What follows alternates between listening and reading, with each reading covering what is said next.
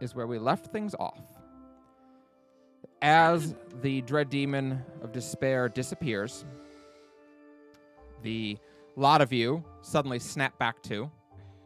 Everything resumes moving at normal pace, just as it had before. Saria and Yuki are still talking and smiling, sharing their passion for magic, and Saria is showing her some simple tricks that she can do. And she glances over at you all. Are you all right? Um, yes. Just must have heard something unusual. Oh. She glances at you, Brooks. Is everything okay? It's fine. It's a big day. It is indeed. Well, Yuki, I could escort you back over to Lockheed's Vigilance if you'd like your first lesson today. And she kind of smiles excitedly and nods. Yes, yes, please, yes. And Saria laughs. Okay, very well then. We will, if you all don't mind. That's fine. Go ahead. Very well. Rialta, if you wanted to see the head of the College of Divination, if you mention my name, I'm sure she'll at least make a moment for you. I was pretty good in her classes, although I wasn't the best at divination. I understood the concepts well enough. I appreciate I appreciate it. Of course.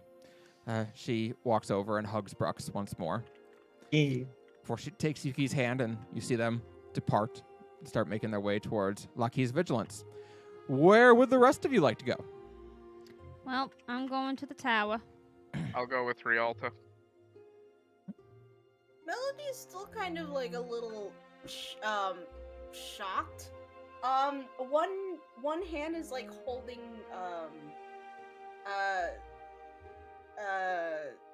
onto one of Caldana's wrists behind her, and it is shaking.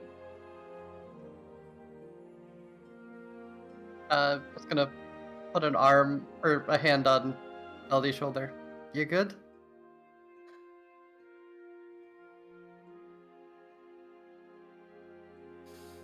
And she's she doesn't respond immediately, but she's kind of like doing like a breathing exercise, and she's got her eyes closed, and she's just like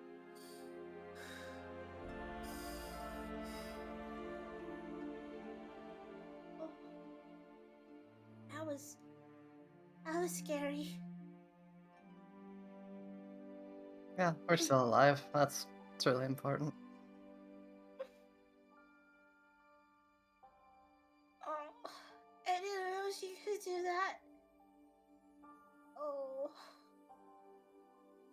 Oh. I think I need something to eat or drink. Something sweet or cold.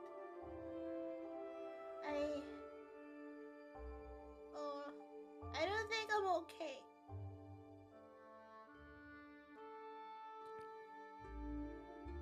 Well, I have some business back in Hell's Hold if you wanna come with me.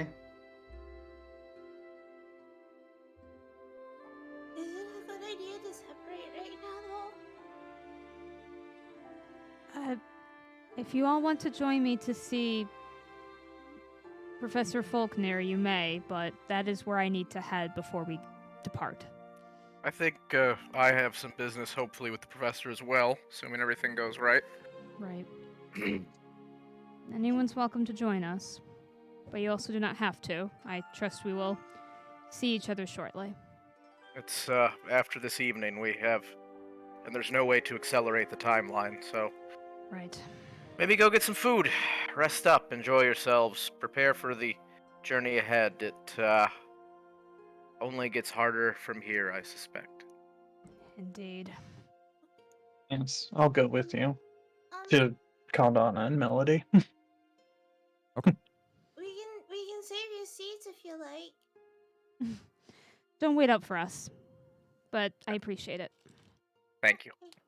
I'll save some dessert. I'll bring it up. Thank you. I feel like that's the thing I can do. That is true. That is good. All right. So Caldana, Melody, and Brux, you start making your way towards Hell's Hold. Meanwhile, Rialta and Cerberus, we'll start with you. That one. You approach the School of Divination. It is a simple building with one main floor that seems to be more of a administration type area, probably where grading and things like of that nature are done, and a massive tower that extends up almost higher than any of the other buildings save for maybe the castle itself. As you enter, you start to make your way up this large, wide tower. And as you are going, you can see that indeed there are a number of classrooms that are built off the ends of this tower. But you know where you're going. You've been told to head towards the top. And so you do. Near at the top of it, there is a door that is marked Observatory. Rialta, this is not an unusual word for you. This is one you understand well, what this means. But it is closed at the moment. Sorry, excuse me. Sorry about that. In here. Indeed. She's wringing her hands. I wouldn't say Rialta often looks nervous, but she's starting to show a little nervousness right now, and is kind of looking around. The observatory is the place where we look at the stars for our readings. Cerberus kind of looks knowingly. Tell me more about it. Readings of what? Well, the Prime Goddess sends us messages through the stars of all sorts of things. You consider a question, like a prayer, and then you read. And certain formations of the constellations will create symbols of sorts that we read and then put down into our sort of prophetic lines. They often rhyme for one reason or another, but usually people talented in those kinds of writings can figure that out.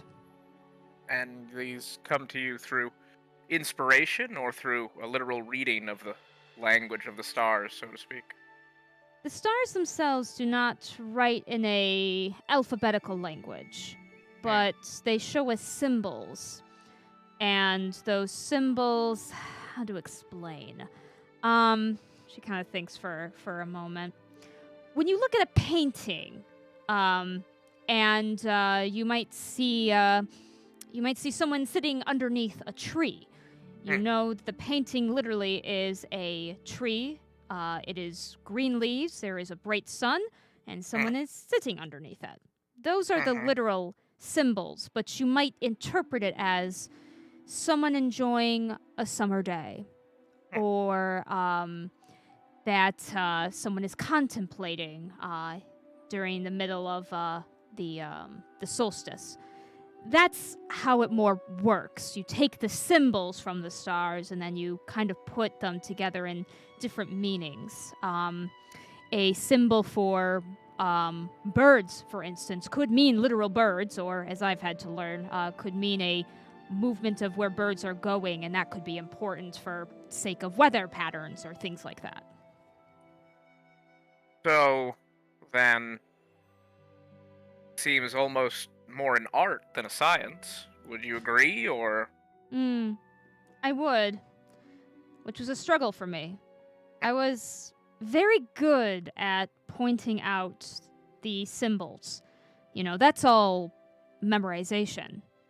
See a book of constellations, you match it to the sky. I could do that. But the actual interpretation I've had to learn requires context. Wisdom. Indeed. And that has taken longer for me to understand. Well, if there's anyone who can decipher the art of the stars into a science, I'm sure you'll be the one. Varys just glances down at her hands to see if they're still shaking. They're a little bit better, a little bit more relaxed a bit. She takes a deep breath and puts them together. I will be honest, I do not know this person. The sharing of my last name could be coincidence, but, well, my mother didn't speak much of her family, so I don't know what to expect. Well, I have walked with you into the unexpected before, so at least we have that. That's true. Thank you. And she'll approach the door. She's gonna knock. Okay. It's you hear some shuffling and some muttering and some grumbling within, and then you hear something like large fall off, maybe a table, and then louder grumbling and muttering as someone approaches the door before the door opens. Rialta, Yeah. would you please describe for us your mother? Because this woman could be her twin. Yes. Give me just 5 seconds to make sure I'm going to say the right information to you. So her mother has had silver hair, and it's long and in a thick braid, and she has kind of gray steel blue eye color. Very well. So this woman, who again looks to be perhaps your mother's twin, opens the door. She'll kind of blink in surprise at the resemblance. Good afternoon. I don't see many sky dwarves this far south or this far north. Indeed. My apologies for my interruption. This is my companion, Cerberus, and I am Rialta Folknir. Oh, Daughter of Celeste Folknir. goddess above. And you see her stop and think for a moment, and then start laughing. Oh, that's such a relief. You have no idea. I'm sorry. Oh, so I had a prophecy last night that today I would see blood whose name I do not know. I thought I was going to find someone dead on the streets. Oh. I Oh, look my to goodness. Varys and go, and just nod and go, context. And look back. Oh, she looks so relieved right now. Oh, come in. Celeste's daughter. Oh my goodness. Yes. Oh, well, I can see the resemblance now. And you have a brother too, right? It's been a long time since I've gotten a letter from Celeste. Right, Saren. Saren, that's his name. Yes. And how is he doing? She kind of grimaces. It could be better. He's somewhat still suffering a bit. He was actually married over a year and a half ago. My and goodness. Unfortunately, she passed away. Oh. I have a nephew, and he's married, and he's widowed. Oh. Indeed. Okay. You're not here because Celeste is. No.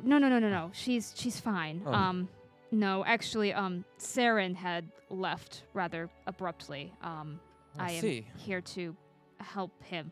Amongst other strange occurrences, actually. Well, come in. Okay. She invites you into this room. It looks to double as her laboratory, as well as maybe a room that students are taught in. There are definitely tables set up in a row with chairs behind them, but all of them are covered in sheafs of paper and different books, and you don't get the sense that they're for students. In fact, most of them you feel like she probably gets angry if anyone touches them. So it's not the most conducive area to learning in here. Rialta will look this over and blink and go, my mother hates it when I do this to her classrooms. Your mother hates everything, especially the fun things in life. I see. Now, in the back, I should mention, there is a massive telescope. It is not as big as the telescope in Heaven's Reach Observatory, Yeah. but it is a very large telescope. My, did you bring that here, or has that been here since before you were hired? Oh, no, I could not bring such a thing here, but I did bring a lot of the know-how to get it fixed and working again. Oh. Yes, a lot of this was constructed actually in the year 240. Sorry, not the 440. 240 would be like 70 years before the school was founded. Indeed. Seems unlikely. a little. 440. But it, of course, it's proper maintenance was not done on it for some time because, as I say, there are not many sky dwarves this far north. Right. This is how you read the star paintings. Oh, yes. Come, sir. I'll show you. And she motions you over to a little, as this is a large circular like tubing with a large piece of glass on the end of it, but it comes down to a very small point with a little piece of glass in it, and she tells you to look into it. And as you What look do I into see? it, you can see way up into the sky, blown up into detailing you can never imagine. Even in the daylight, you can see stars. Wow. It's like the night sky in this thing. Indeed. It is a very powerful tool for observing the deeper heavens, the pictures that are not so easily seen with just our eyes. And this is the stars during the day. Oh, yes. Oh. Yes, the stars are indeed out at all times. It is just that the sun, our star, the closest to us, drowns out much of their light. It is much more brilliant. Don't look at the sun. No, Whatever you do do. not do that. You will blind yourself. I suppose that makes sense. Oh, so hard. Why? If you made it bigger, wouldn't it be easier to see? It's ridiculous trying to get my eye on this thing. It's a magnifying glass of a sort. Have you ever seen? Magnifying. Have you ever seen a magnifying glass before? Mm, She looks no, around. I know a looking glass.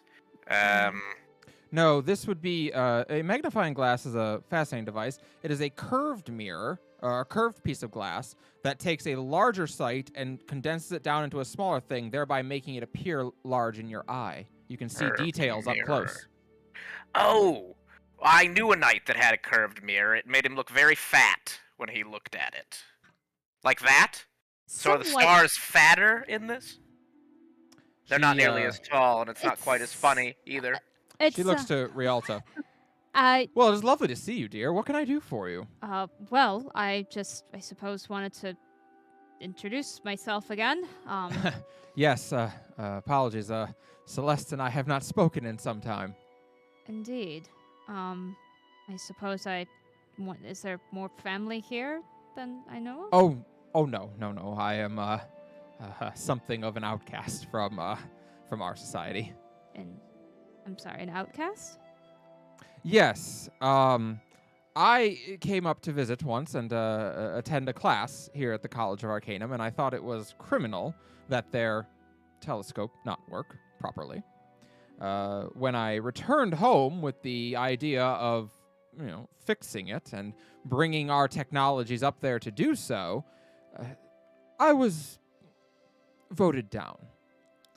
Oh.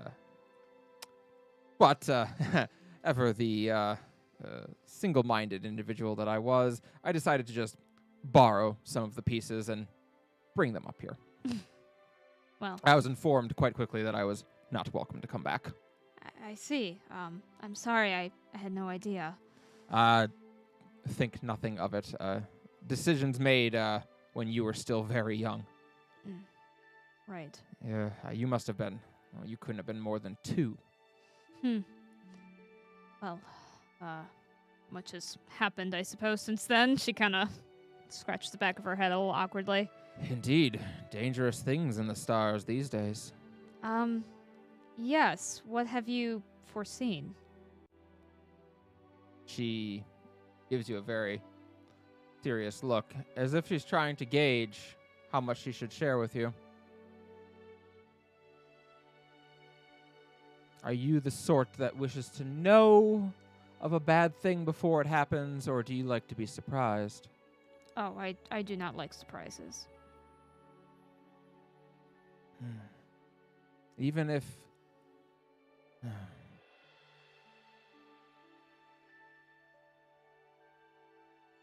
I find the future fascinating to look to in the sky. As you know, past, present, and future are all visible up there, if you know how to read it. Mm-hmm.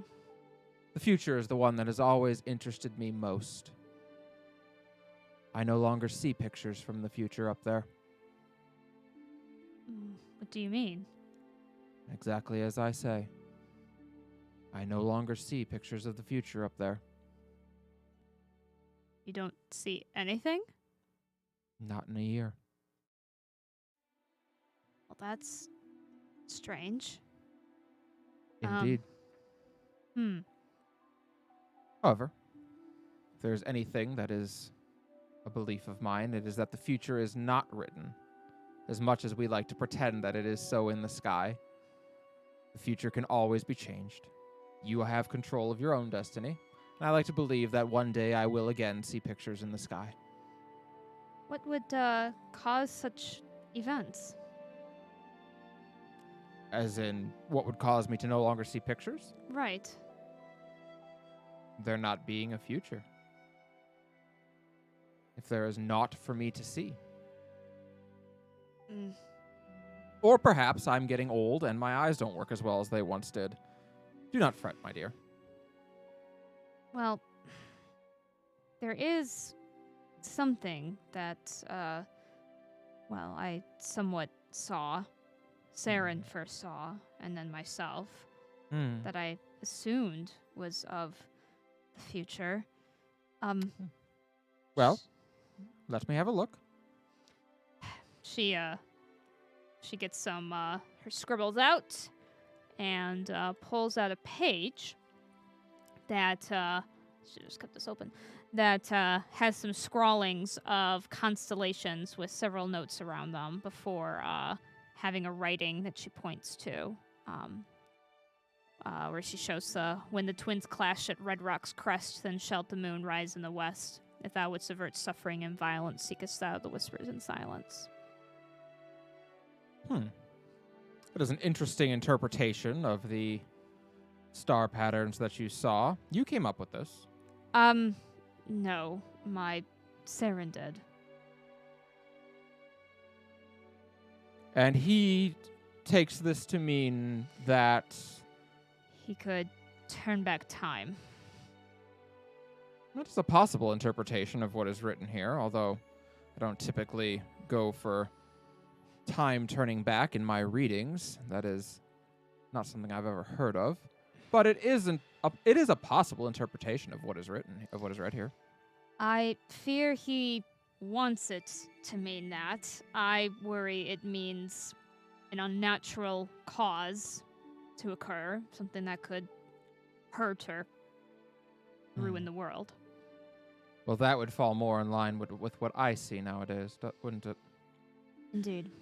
Something bothers me about your interpretation, but I can't put my finger on what it is.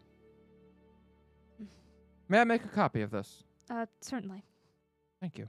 She starts to, you see her take out a piece of thin paper, which it's a paper that's made not even of vellum, it's almost a waxy substance that she flattens over it, and she begins to scribble out a exact copy of the star chart that you've provided and the symbology behind it. Very well. I will look into this and see what I can come up with. There is something about this that bothers me, and I have a hard time placing what. I certainly will welcome any thoughts. I will not be in town much longer. We are deputized by the Inquisition. Oh, goodness. So if you wish to send me a message, you can let Inquisitor, High Inquisitor Sunvale be aware. I do suddenly have friends in high places. Very well. I will let him know when I've figured something out. I do hope she eyes it again. I will do my best. In the meantime, oh goodness, I haven't seen you in so long. I feel I should give you something. That will do. She takes out a small necklace. The necklace has on it a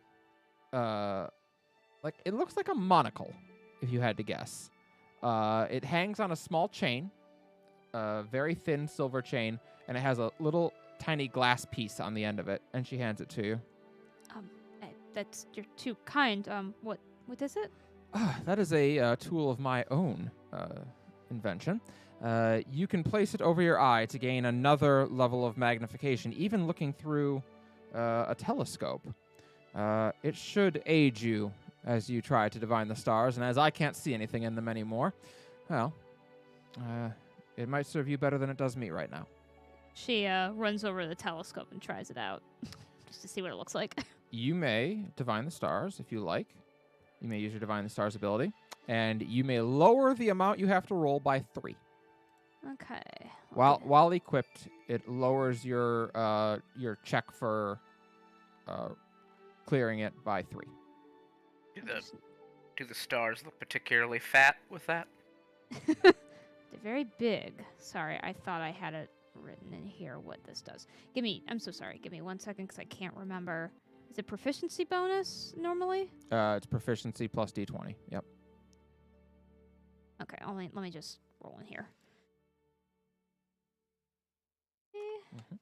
I rolled a 2, so I did not make it. That's fine.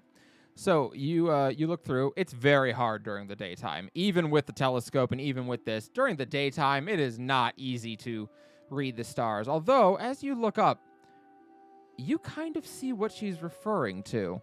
Even some of the patterns of the future that you're used to seeing when you look up are just absent. It's strange. It's unsettling. Very weird. Thank you. Very much. Of course. Well, has been lovely getting to meet you, Rialta. You as well. I apologize, I didn't tell you my name. Sapphire Folknir. Sapphire. Yes, I did hear that. I heard the last name. I figured I should see, I suppose. Of course. Well, you may call me Auntie Sapphire. Right. Maybe don't mention it to your mother. She won't see me for a minute. It'll be fine. Well, how fortunate for us both.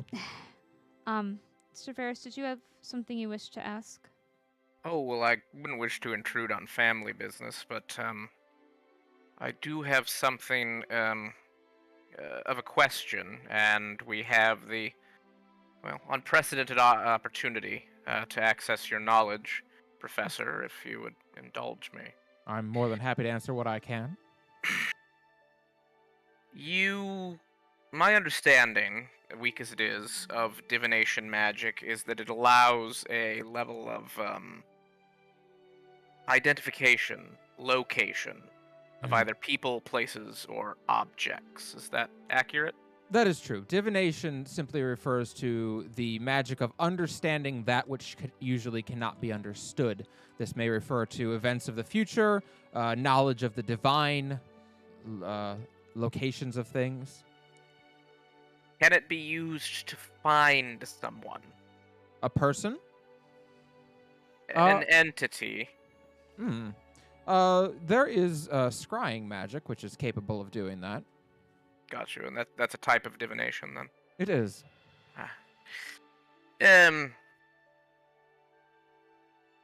What's required to be able to scry on an entity? It takes a degree of control in the divination. It is not a low-level ability. Someone would need to be quite gifted in it. Beyond that, it usually requires a focus, a particularly strong one, as you need to be able to create a sensor quite a distance away, or however far away your person is, with which to see them and with which to hear them through. It is not a simple magic to do, but it is a potent one. What kind of thing is required to make a sensor, or rather, you're talking about something attached to the person, or is it some sort of crystal? What is needed to allow something like this? Goes to look up scrying as a spell. I What is have it up material here if you component? need it. I have it here if you want. Yeah, I got it. Okay. Yeah. Most people require something with which to focus their energies through, something they can view through in this case. Commonly, fortune tellers will use a crystal ball of something of that nature. A silvered mirror might work, or even if If you had a large enough basin, you might be able to fill it with holy water and gaze into the water to see your answers. I see. Simpler than I thought. So, is there an expert at scrying at the college? There Either happens- yourself or someone else? She smiles. There happens to be. I am capable of scrying. Hmm. Is there someone in particular you wish to scry upon? Yes, you could say that. If we were to, would it tell us their location relative to ours? It would not tell you exactly where. Well, actually, does it? You can see and hear a particular creature you choose as on the plane. That's right. No, not necessarily. Although you would maybe be able to use the context clues of what you see around to find them. Callie, would this... would they know the locate creature spell? This person? Okay, creature. Perhaps. 4th level divination. Yes, they would. Yep.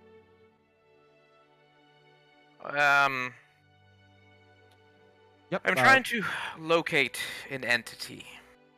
An so to speak. entity. Okay. What do you seek? Varys looks at Rialta for a second, sort of wondering if she approves. She'll nod. It probably is best we alert her. You know that we are Inquisitors, or Deputy Inquisitors, but regardless, you know we're working with the Inquisition, and I assume you know that what their mandate entails. I am aware. We are searching out a dread demon. She shifts a little bit. I see.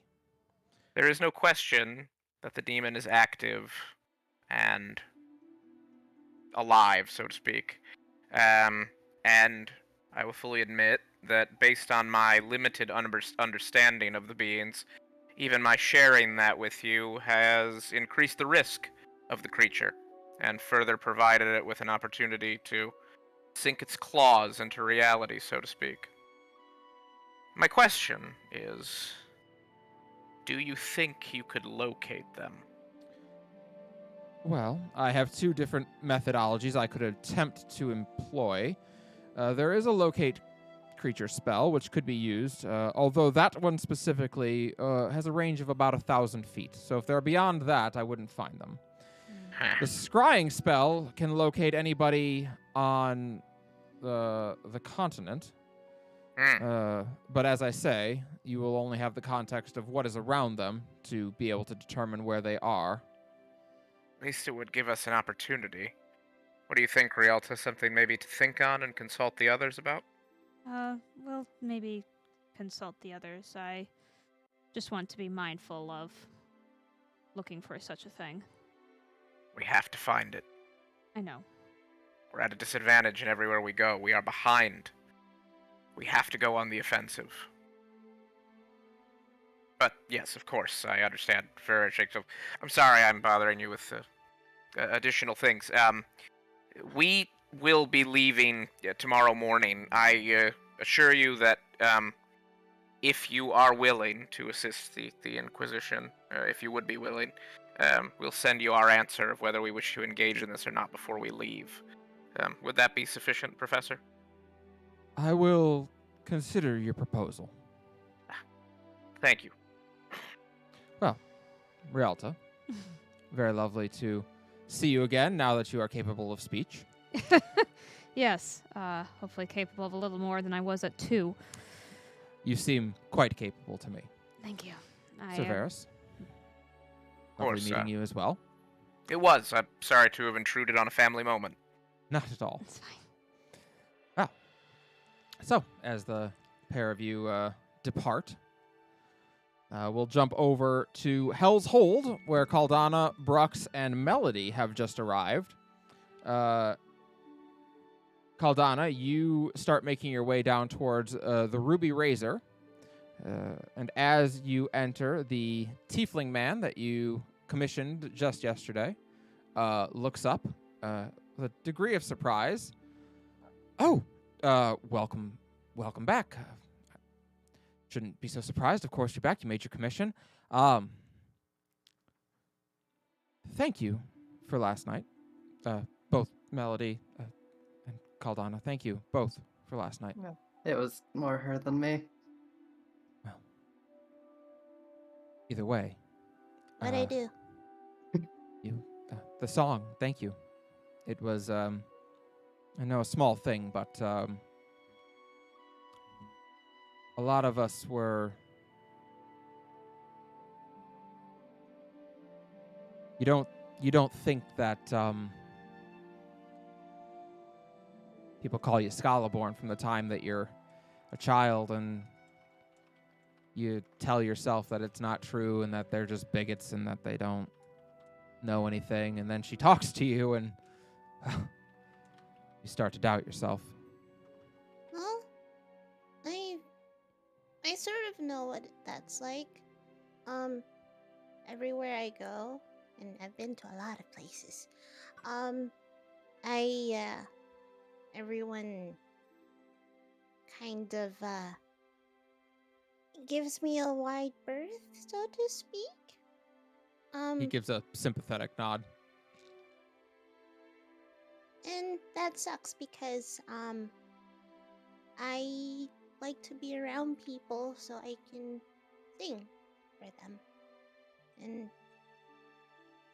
And the one thing I've learned in my many, many, many years of travel is sometimes all it takes is for one voice to give people courage to do stuff. Well, believe me when I tell you that it is their loss for giving you a wide berth, because you are an incredible songstress. Oh, thank you. I'm also the kind of person who doesn't take no for an answer, and I'll just Yes, I get that feeling about you. Miss Caldana, I have your order. He goes behind the counter and takes out an envelope, which he opens and puts on the table. They are 2 identical silvered lockets. Each of them does open up and has enough room for a small note to be placed inside if you wished. And he smiles. My wife was able to put the enchantment on them that you requested. Most spells they shouldn't worry too much about. They are hardened, and basic fire magic shouldn't cause them any problem. But the harder hitting stuff, those may still affect things. I wouldn't let it get disintegrated. They're perfect, thank you. I am glad that you are pleased. Horn Buddy, you didn't have to. That's for Soraya, actually. Oh. Oh. my bad. Soraya, that's an interesting name. She Suppose named it would be around here. Indeed, she's named after the founder of the Maiden's Call. Something like that. Ah. Well, that's an interesting decision by her parents. Wait, what is that? Soraya is something of a divisive figure in Household. Many revere her as someone who did a lot of good for Household at a time when there was not very much good to be had, and others remember her for, well, her fall. Mm. Wait, did she go splat somewhere? No, she became a dread demon. Oh, ooh. Yeah.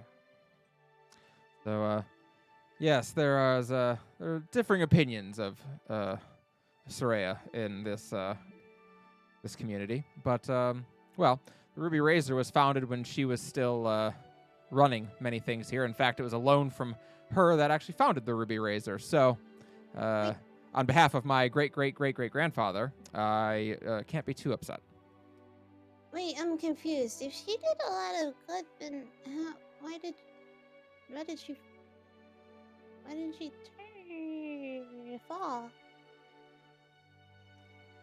Well, the details of her changing into a dread demon are not well understood in this city.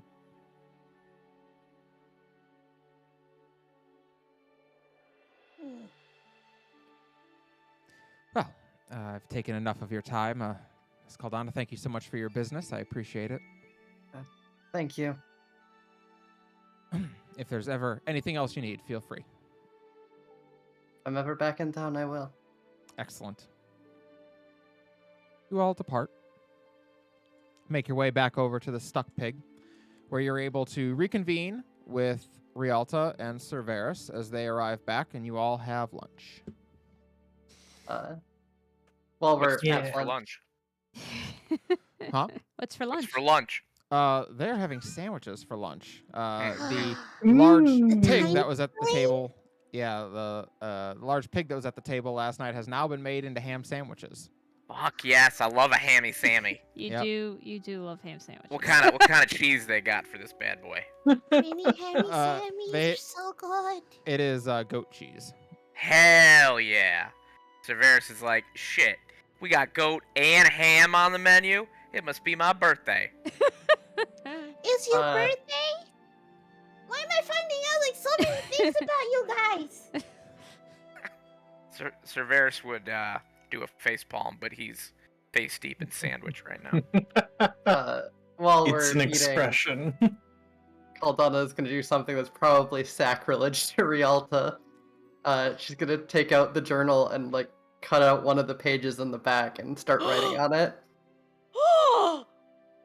Well, if you I need got- if you need paper, I have a journal all for scrap paper. You don't need to take a precious resource out of your own journal. That- Rip out Fine, her own heart, thanks. why don't you? You guys have journals? Yes, she pulls out her bag. You don't know how they fit in there, but there's like 12. Do you not? Oh my god. Stop yeah, I don't- killing the what I- books. I don't know what I'd put in them. You put your thoughts. Thoughts and feelings and thoughts and feelings that you don't want other people to see. I have What? books about all of you. I don't really understand. If I don't want You people to what? see them, why write them down? That seems... I'll keep them inside me. Deep inside me. That seems the best place for them. Some people find it cathartic to write it down. Others find it helps them focus. It's very Oh, I cathartic. do it because like sometimes I feel really icky, and when I write stuff, I don't feel as icky anymore. Indeed. And It sort is of a- gesture. Indeed, it's a- Exactly so. It is a processing tool.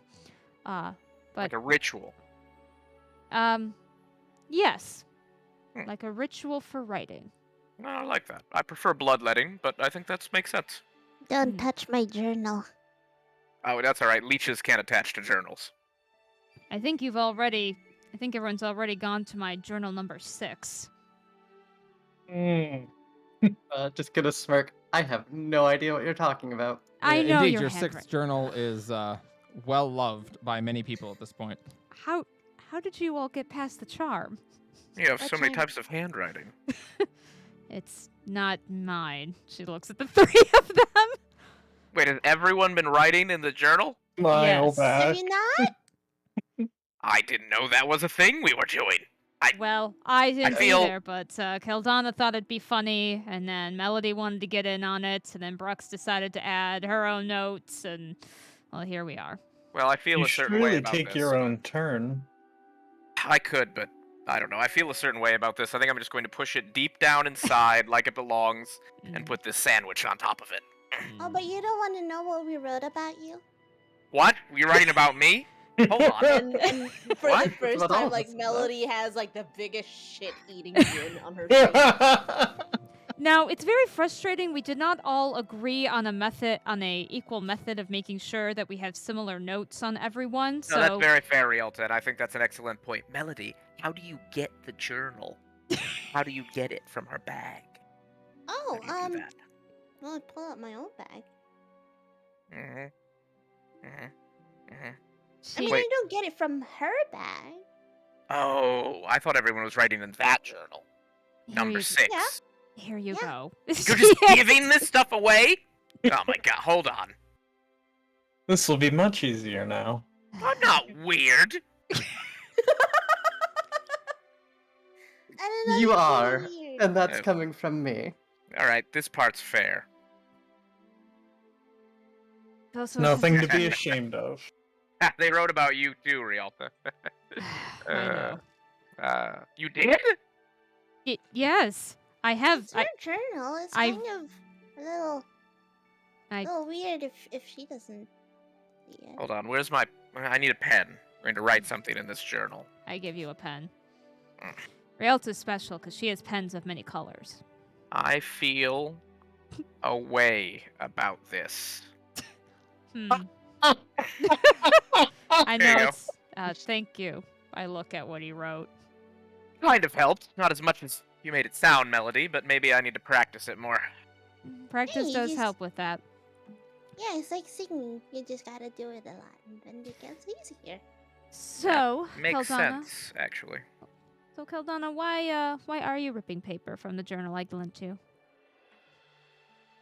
Well, I cut it, to be fair. It wasn't ripped. But she's also not stopping anyone from, like, reading over her shoulder. Melody, look. Which is which I is wrote- It's exactly a letter wrote- that I posted on Tuesday and is now in the Twitch chat. Mhm. Melody, give me your I hand. I want to sincerely draw a hope that's the cool right S shape. Yeah, okay, that's the right Aw. one. That is. It reads, Soraya, I don't know what I'm doing writing this. I've barely gained the words for the feelings I've carried for you for quite some time now. And I'm no lyricist like Melody, but I hope I can do this justice just the same. For some time before Moon Bay, I enjoyed our conversations more than I tried to let on, although I realize as I write this that you probably already know that. I didn't know what fear felt like before you saved us below Penumbra's temple, and I had never felt such despair as when I thought there was nothing I could do to save you, or such joy as when you were reborn. Well, again, this is probably something you knew well before I did, but the mere thought of you makes me lose my breath. I love you, Soraya. I've started to regain some of my memories, and to say I'm horrified at who I used to be would be putting it lightly. Part of me wants to be afraid that I could become that again, but I know as long as we have each other, you will be my guiding flame just as much as I am yours. As long as you walk this world, I need not fear falling to her despair, because I will always have a reason to take another step. May you ever walk in her light. With all my love, Keldana. My. And she's gonna fold that up and put that in one of the lockets. You know that gif of that lady with the math equations Oh, next yeah. to her? Yeah? Yeah. That's what's currently happening to Melody's face right now. You used I- Robbie's mic went out as he said it. This mic censors me at my It greatest does. moments. It really does. Anyway, Raelta will look to Keldana. Huh, I see my my metaphor helped. Quite a bit. There's no numbers in there. No, there aren't any numbers. Right. Also, she met Soraya, not a 4. I don't... Wow. Wait, I'll throw a bit of sandwich at Varys. He looks at you, and as it slowly slides down his face, he just picks it up and eats it. Thank you. It's a good thing it was a sandwich, because Renna was about to throw a tankard of ale at his head.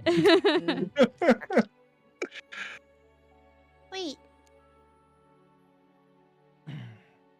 Yes, Melody? Was she? Wait. I'm so confused. What's confusing? Brain hurty. Ah. Well, Head hurty. Oh, cause It's okay. earlier Cause earlier, we went to get something for from Hell's Hold and stuff, Mhm. and Caldana and the guy was talking about stuff, and they mentioned a Soraya, Mhm. Mm. Yes.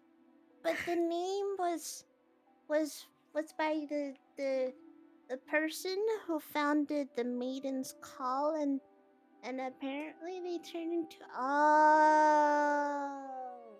Did it come together now? Those two certainly did. That's true.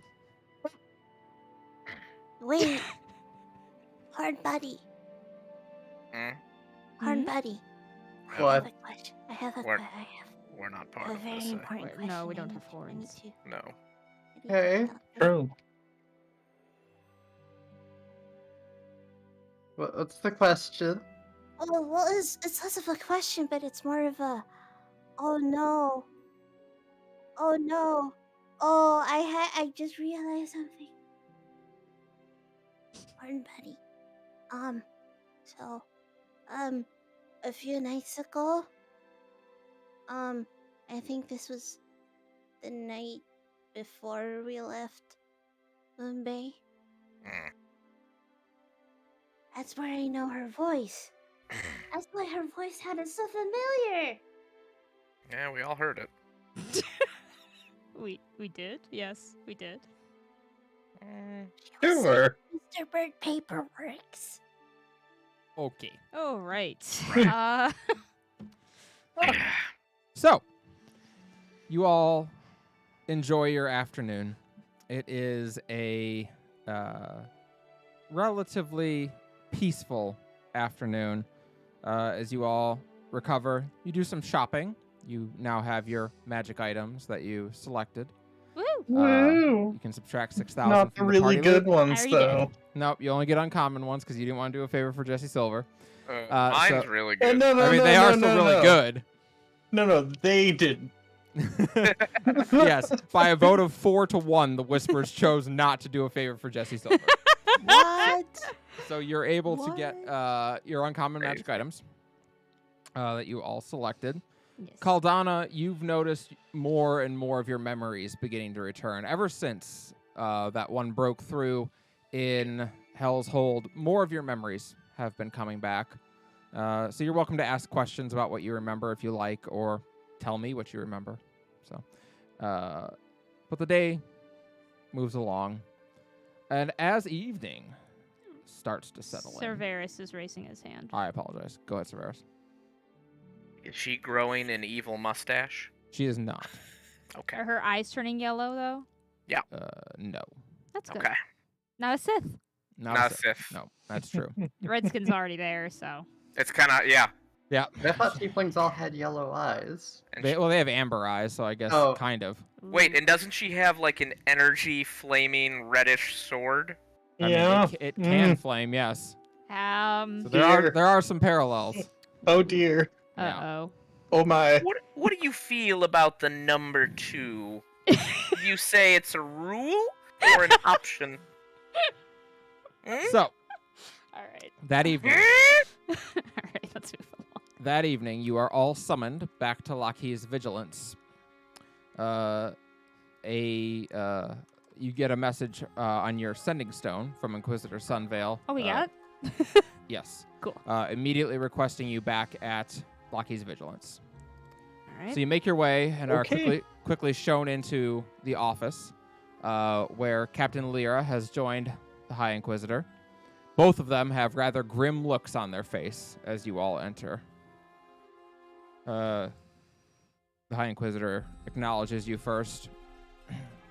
Welcome back. I hope all went well with the ceremony this morning. Yes, of course. What is going on? Yes. Please don't talk about the ceremony. It was beautiful, but please don't talk about the ceremony. Fair enough. I will yield the floor to Captain Lyra. She nods. It's actually just Raven Lyra now. As of Oh. as of today, In fact, just about an hour ago, orders came down to more than half of the city guard to surrender their weapons and stand down. They have been excused from their roles as guards of this city, including myself. I have been stripped of my title and dishonorably discharged. By the council? He nods. I presume the ones that remain are the ones sympathetic to the Sons of Lao. I can't help but notice that many who were let go at the same time as I was were ones who were more loyal to me. Wait, but you're Sort captain of of the sadly guard. How can you nodding. do that? I am no longer captain of the guard. I serve at the Well, you- at the whim of the council. I have Well, been that's removed poopy. Excuse me. for lack of a more graceful term. Yes. I'm so sorry. Did they already pick new council members? No. No. No. Okay. No new So council. still, members. the council is making decisions based on how many sit it effectively now. Currently, there are 12 of the 15 members sitting. All sympathetic to Lao. Certainly not. But enough. The current composition of the council is 4 humans, 4 tieflings, 2 elves, and 2 dwarves. Wait, and how did this happen? That you've had your... Hence why I'm here. She looks towards the Inquisitor. My time has run out. Something has happened. I am here to beg that the Inquisition declare martial law within this city and take control of the guard. Inquisitor Sunvale shifts. As I said to you yesterday, that would be well outside the purview of my charge, of my orders charge. We are not here to be political tools. Beyond that, I don't think it would be effective now. It might yet be effective. The guards that are sworn to me, the guards who served me loyally, will follow you. And those who remain that are on the fence will see that as a legal move, and they will follow you as well. But it's defying the will of the council. It is. However, as the Inquisition, you do have the authority to conscript the military of a city in the case of a dread demon emergency. Captain, you have nothing but my sympathies, but perhaps I just misunderstand. Were you not demoted by a multicultural council elected? I don't believe that I was. Not of their Oh. own free will. What do you That- mean? An interesting I, charge. be- I believe the disciples of Lao have taken the council hostage. No one has been able to get into the castle today. The guards around it won't allow it. Well, that's a That different is alarming. concern. Yeah, even Inquisitor Sunvale blinks at that.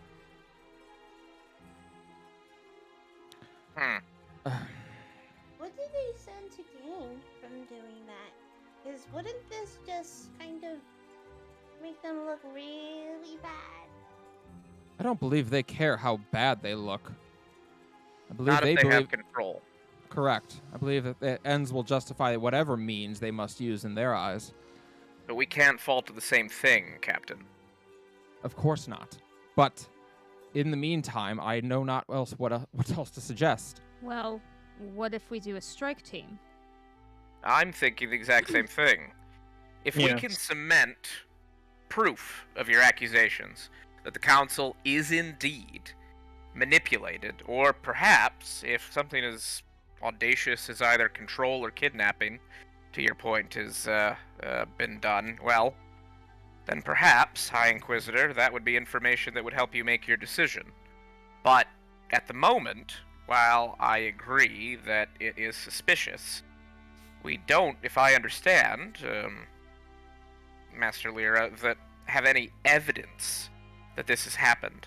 I understand, again, your accusation, but as it stands and as it looks to the people, the council just made a very poor decision, but one within their power. Do you have any? Uh, Caldana's Some. gonna kind of straighten up. You could potentially say there is a dread demon emergency based on. I don't know if I can talk about it with. You might as well, Gonna- Caldana. After the ceremony, Scala tried to kill us, and we only survived because the gods intervened. Inquisitor Sunveil's eyes bug out of his head at that. Immediately describe the whole thing. What did I just say? We don't talk about the ceremony. Ah, We well, have to, Melody. I'm sorry. I see. She was Hmm. a scary lady. I don't like her. I suppose Well, you're if not you're, the first to not like her. I suppose if you were looking for a reason, that would be a reason, but But would we not institute civil war? We are within the boundary of the walls. We have no tactical advantage to this What? attack. Wait, right. wait, but aren't there 2 tieflings on the council?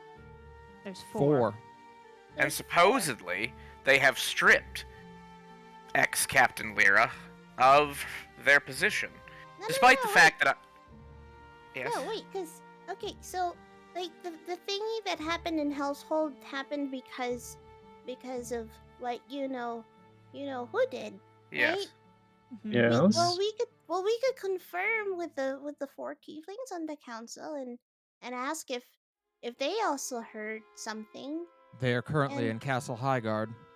And apparently trapped, And- according to Lyra's accusation. That is the issue. Yeah, and this could be our in, because well we're part of the Inquisition, right? And she kind of like glances towards Sunveil. So you're suggesting that we take a small group through the pretense of investigating the tieflings on the council to attempt to gain access and see then if we can either ascertain what's really going on. It's not necessarily a terrible idea, Melody. There is a tactical element to that. Yeah, If Would it's be true, effective. I'm doing a smart. you are.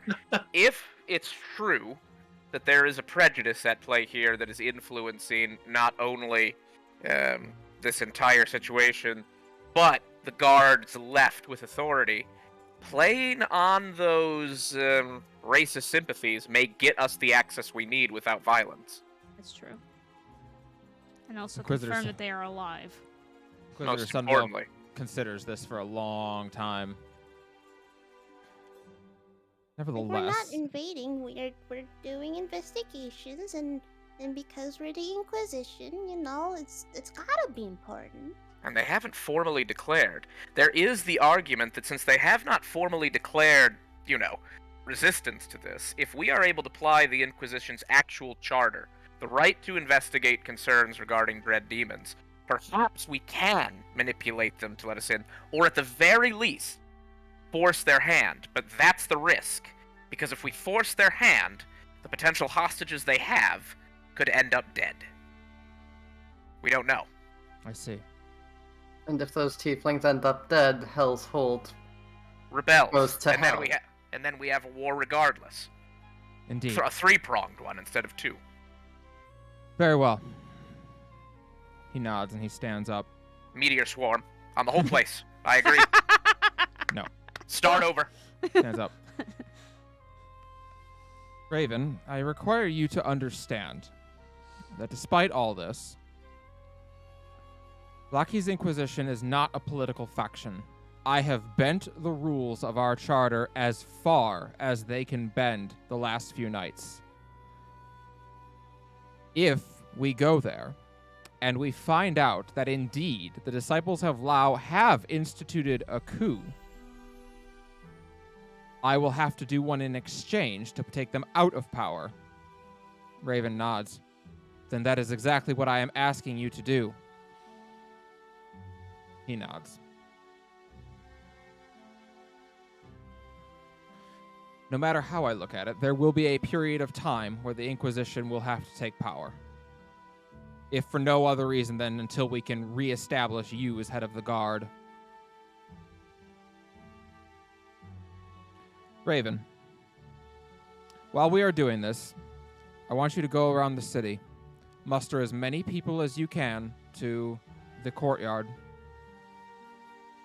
We will speak to them immediately after. They must be informed as to what is happening if we are to, as they so eloquently put it, avoid civil war. I will speak to them. Meanwhile, Rialta, Caldana, Melody, Varus, and Brux, I will go with you. We will enter the castle under the guise of investigation as inquisitors. If we are allowed in, we will conduct our investigation as we see fit. If we are not allowed in, we will make our way in. Right. Very well. Are you sure you should come with us, High Inquisitor? Your loss only further destabilizes the organization.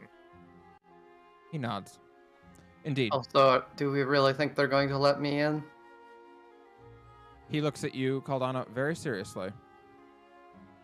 You are an inquisitor of Laki's Inquisition. They will let you in, or they will answer to me. I'll kick the patukas. Indeed. I learned that word from Hell's Hold. Someone said it, and I thought it was a very funny word. Yes. I don't know After what a we have- patukas is, but it's a patukas. It refers to your arse. Oh, well, that's not nice. Indeed. After we have rectified the situation, disciples of Lao or otherwise, we will go and address the people directly from there. Very well. Very well then. He looks to Raven. Do you have any objections to that plan? Raven shakes her head. No. I will, as you say, round up as many people as I can to be in the courtyard to hear your address. And I will also get word out to my men to be ready to act if necessary. If you call upon us, we will answer. He nods. Very well. Then, to the rest of you, shall we? He goes over to the rack that's on the side of the wall and begins to don his armor. Simple studded leather.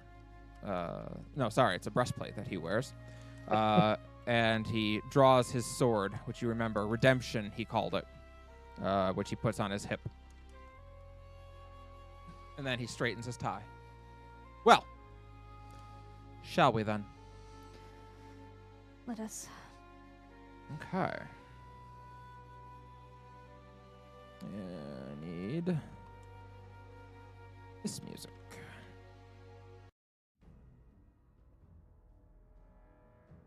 The group of you begin to make your way over to the castle district. Wait a minute. Wait a minute. Where is...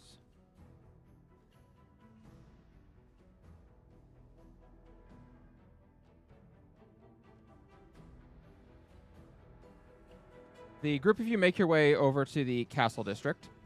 The way this will work is there are 4 checkpoints that you will have to get past if you are to make it to the meeting chambers of the council. Each one you approach, Inquisitor Suddenvale will be able to try to make a persuasion check to get you all past it. On a success, you will move to the next one. On a failure, you all will have to decide how you wish to get past. The first of these 4 barriers to your entry is outside of Castle Highguard's gates. You make your way into the castle district, passing the District of Learning on your right, where you spent the morning. To the left, you can see the barracks and as well as some of the student dormitories.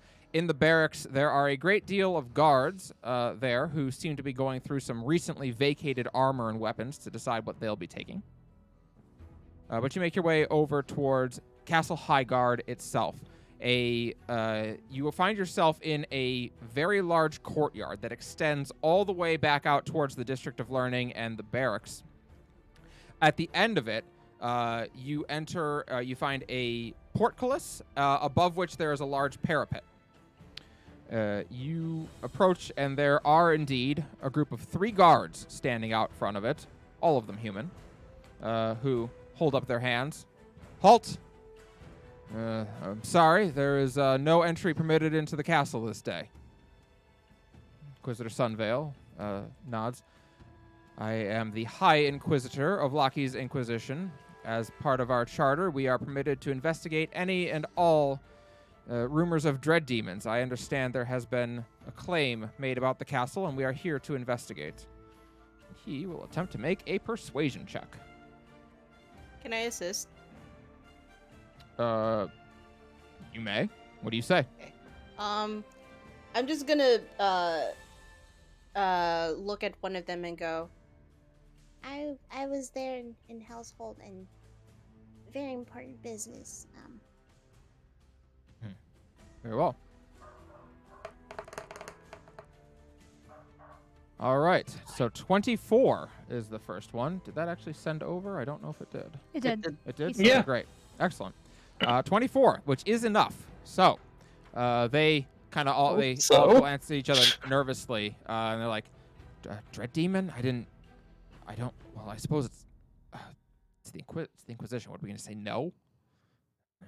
Fine.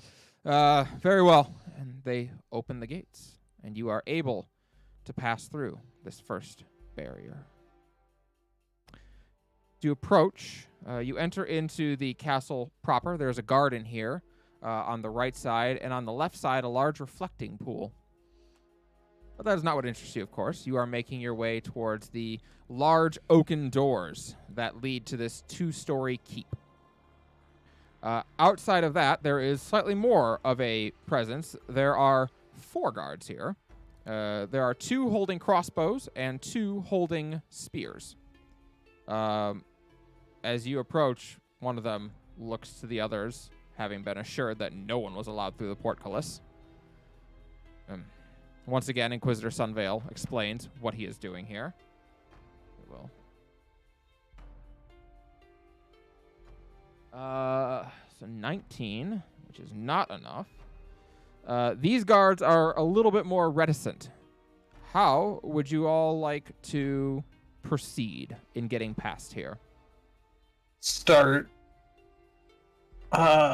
sort of shift into a ready stance as though I'm about to as though I'm good, to go for my weapon, and just sort of kind of very threateningly sort of, are you planning on keeping the Inquisition from investigating reports of a dread demon? Yeah, intimidation was my plan. So, It was my plan too, so. All right, we got 3 intimidators. All right. So, Brooks, go ahead and make an intimidation check. Can I will. assist Oh, Brooks? hold on. You may not. Okay. This is a group skill check. Okay. Oof, that's an 11. You know what? I'm gonna use one of those inspos and Hell yeah. There you go. better. That's a 15. All right. Melody, how many bardic inspiration do you have a day?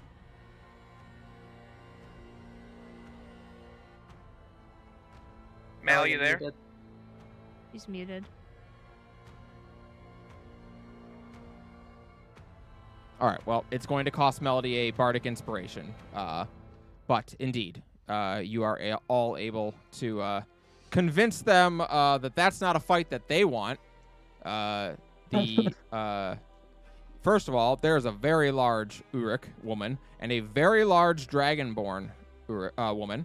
There's also a terrifying-looking tiefling woman, a knight of the Green Shield who is decked out, and there is also Rialta who's there. But she's got a scary necrotic raven tattoo, and that's probably not a good thing. Oh, also the High Inquisitor, who is known to have slain a dread demon once, is there. So, And there's Steve. and there's Steve. We don't forget Steve. So you are all able to get past. The Just grand. to be clear, I'm sorry. Just to be clear, I'm not an idiot. It's a meme reference. You guys might. It's fine. Mhm. Rialto was the Steve in that situation. I'm funny. Anybody that's watching, just to know, I'm funny. And insecure. We know. As the doors open. Unsecure. As the doors open, you are in the entry hallway of this grand keep. To your right and left, there are doors leading off to myriad different rooms. One appears to be a kitchen, one appears to be an armory, and there is a large set of stairs that lead up to a second floor and a door there in the back that you assume would be the throne room doors. Also, the second floor loops around towards the front, which would lead back out to the parapet that overlooks the courtyard. Am I on the right song still? No, I'm not. We need some serious music. I know, business. right? There we go. So we are at our third one. Here, there are just 2 guards at the stairs. However, they both have dogs, these very large dogs on leashes that start barking immediately. These ones also have an extra symbol on them, not just the city guard's symbol. On their shoulders, there is a patch that is the symbol of Lao. And they narrow their eyes. Inquisitor Sunvale will once again try to make a persuasion check. 21, which against them is not even close to enough. So what would you all like to do to try to pass by these guys? So there's how many guys with dogs? 2 guys with large dogs on leashes. Is it, just to be clear how you do these, is it if we use the same skill again that is harder? Perhaps. Not necessarily. Are you going to try to intimidate them again? That was my thought. I can turn into a dog. It's the Lady, same I'm check. a dog. Sarah, speak with the dogs and tell them to go that they get a break. It's the Tell same them check, that but it time might off. take more Big resources. 5. I mean, I can turn to a I dog. think it'd be great if you talked to the dogs, Okay. either using speak with animals or that, and made them go do something. Okay. So, and what will you, while Rialto's doing that, what will you do about the guards, Caldana? Caldana is just gonna, stand menacingly behind Sunvale, kind of like snarl with like the flames from her hellish rebuke boiling in the back of her throat. Mm-hmm. All right. Caldana, make an intimidation roll with advantage. Rialta, make a persuasion check. Oh god, I can't read this dice. 24. I'm gonna spend it and spell on that. All right. Hey. There we go. All right. 18. You both succeed. Rialta, you may either spend an appropriate spell slot to use Speak with Animals if you have it, or you may use a Wild Shape And slot up to turn into a dog and talk to I them. can't remember. I don't think I get Speak with Animals for free, and I don't have it prepared. So I'm even if you do, it costs a spell slot this time. So okay, so spell slot this then. Yep. And Caldana, spend one of your rages. Oh no. We're currently on my the 4 third check, rages. right? Oh, it's one down. So Caldana, you start menacing these 2 guards who don't seem particularly intimidated at first because they got these huge dogs on leashes that are like barking and growling at you. Until Rialta, do you speak with animals or do you wild shape? Speak with Animals. Okay, so Rialta suddenly starts barking at the dog's back in like fluent dog. And the dogs immediately just kind of heel and look at each other confused before they almost shrug. They don't quite. And then they just kind of like sit down and then they just walk off. One of them is like, "Oh shit, Dave! This girl talks." And once the fuck. dogs What aren't a really into it bitch. anymore, the guards are suddenly like, well, that's a fight we're not going to win. So they also step aside and allow you to continue on. You ascend the stairs. The grand staircase, 30 stairs to the top. And as you do, there is a hallway that you now move down. And at the end of that hallway, 2 large cherry wood doors. And standing in front of that is not 1, not 2, not 3, not 4, not 5, but 6 guards that are basically forming a phalanx in front of the doors. And as you approach, they don't bother asking who you are. They attack you. You all... Well, tell me how you'd like to handle this combat. Varys, save all of us. you may make an action of some kind. If you'd like to use something of yours to help with the combat.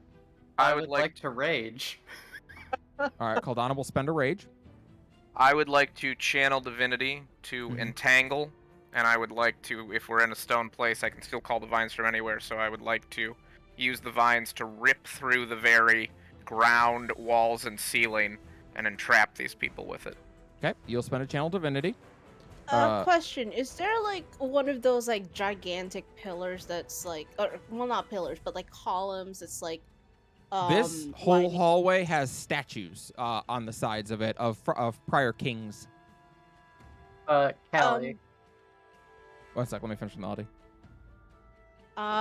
Okay. Which one of them looks the most intimidating? Well, I do not have a list in front of me of the prior kings of Terrasen, but I will say, King Alexander Highguard, the final human king, who became Lao himself, cuts a pretty imposing figure. He was a very tall man, and he was well known in his younger years for wearing full plate armor and using a 2-handed great hammer as his weapon. I am going to use animating performance and bring him to life. Oh, they're fucked. Okay. Brux and Rialto, I'm sorry, Caldana, what'd you say? It doesn't actually cost anything, but she's also gonna ignite Phoenix Feather just Fair for the enough. extra intimidation. Brux and Rialto, what do you do? I'm trying to figure out. We're not trying to kill him, right? Because I could light Varys' vines on fire. Go for it. Varys will not be upset. I'm gonna light the vines on fire. Technically, that's a cantrip, but I can spend a spell slot if you want me to. Yep, spend a spell slot. Okay. It can be first level. And Brux? We're gonna use my tattoo power and cast that web on them Excellent. to still restrain them after they've been burned by vines that already did. And after Excellent. fucking King Highguard plays putt-putt golf with their ass. So, all of you go ahead and expend those resources that you just chose. Yeah. And indeed, as this statue comes to life, at least a couple of them look at each other. But they don't have a whole lot of time to react as all of a sudden these flaming vines start to entangle in them, which does not feel great. Neither does the burning spider web that has started to entangle around them. And as Caldana rages, she's able to lunge forward and make an attack alongside the statue of King Alexander Highguard. And you are able to dispatch these guys in 2 rounds, which is quite well done. The fight itself ends up costing you 2 of your hit die worth of HP. Do we add con when we roll those hit die? No, it's just roll 2 of your hit die and subtract that much in HP. Do I Got it. still get my resistance? Nope. Oh. Just flat 2 HP. Or flat 2 hit dice. What's my hit die? Roll low. Roll low. Sarah, you're a druid. It's a D8. 4. Thank you. Sorry, I Oh, always get them God. mixed up. I rolled a 4 and a 12. 16. Oh, that hurts. Oh yeah, We're that doing hurts for me We're too. doing a 2d8, right? I'm It'd also be just two, going it'd be to. 2d8 for you, Mel. I'm also Later. just going to assume I don't get to take 6 health off of that because of the tattoo. Because of the what spider? tattoo. Yes, you actually would get to put 6 health back on for that. You're right. All right, I took a good hit from there. I got 17 damage. I'm at 35. I took 11, so I'm not happy. Aldana definitely jumped in and went ham. That's all right. I'd We murdered probably some roll a powerful hit for guards. it. They done got murdered. Do me a favor, just make sure you update your tokens Yes, please update tokens, guys. so that we can, because our healer will like to know what your HP Yes, is. otherwise you will not get healed. Just saying. Racism. After those 2 rounds, you are able to dispatch these enemies.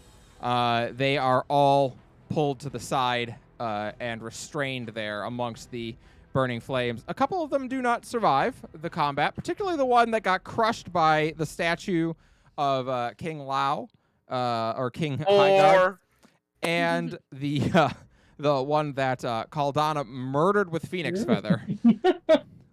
Kildana, you didn't yell 4. What did you yell? Probably something very incoherent, maybe in Tiefling. Like Well, Like we gotta 5. talk about your feet. Well, yeah, they stink, but we're not gonna deal with it right now. so Something we've all been thinking about. you are able to open these final doors. As the massive council room doors open, you see what was once the throne room of Castle Highguard. The room itself is a large circular pit with dozens of seats for an audience or for people being questioned or giving testimony.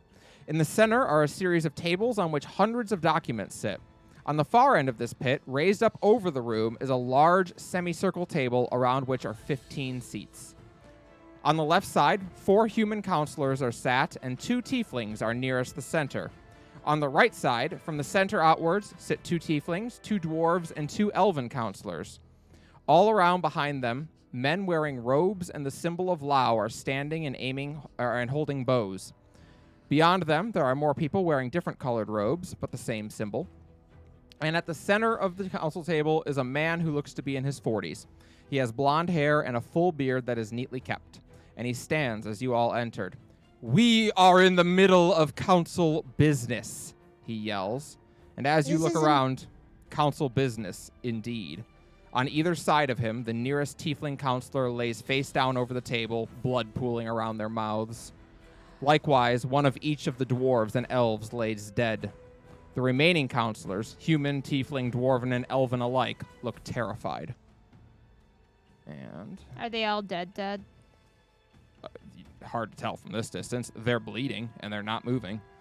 Got limited spell slots. But they're not undead. You don't sense any undead in the area. How upset would I be? Guys! And I was gonna say that's, at least for my end, that's a okay. Jump right into action.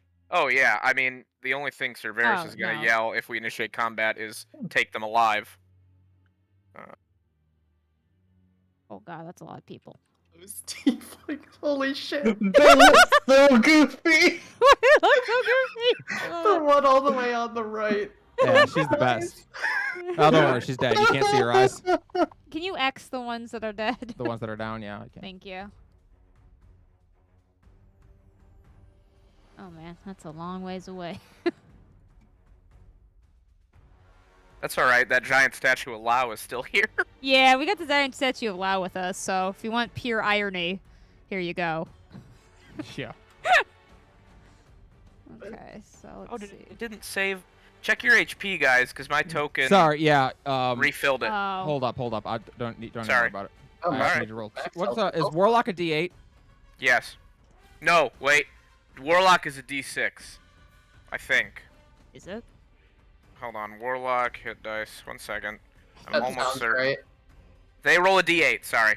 All right, That's what great. I say. I think only like wizards roll d6. Wizard and sorcerer. Ah, yeah, makes sense. All right. Sorry, I'm just gonna copy your guys' ones over from the last page.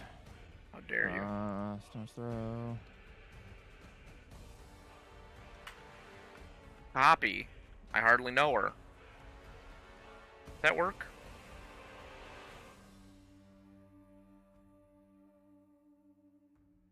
You may position yourselves behind Inquisitor Sunveil however you like, Doggy Jump off to style. the side. Robbie, wherever you like. I'm not behind nothing. I'm right here. You're not on a token. Indeed, High Inquisitor Sunveil looks around the situation in the room, sees the 4 either dead or dying counselors, and without much of a thought, reaches down, and all of you start to hear whispering. You can't make out the words that you hear, but there is a definitive hushed whispering as he grabs Redemption and pulls it from its sheath. And a dark energy begins to course over his flesh, lapping at it. Yeah, like that, actually. Yeah, that's perfect, actually. That's exactly what it sounds like. Jesus. Jesus isn't there. There.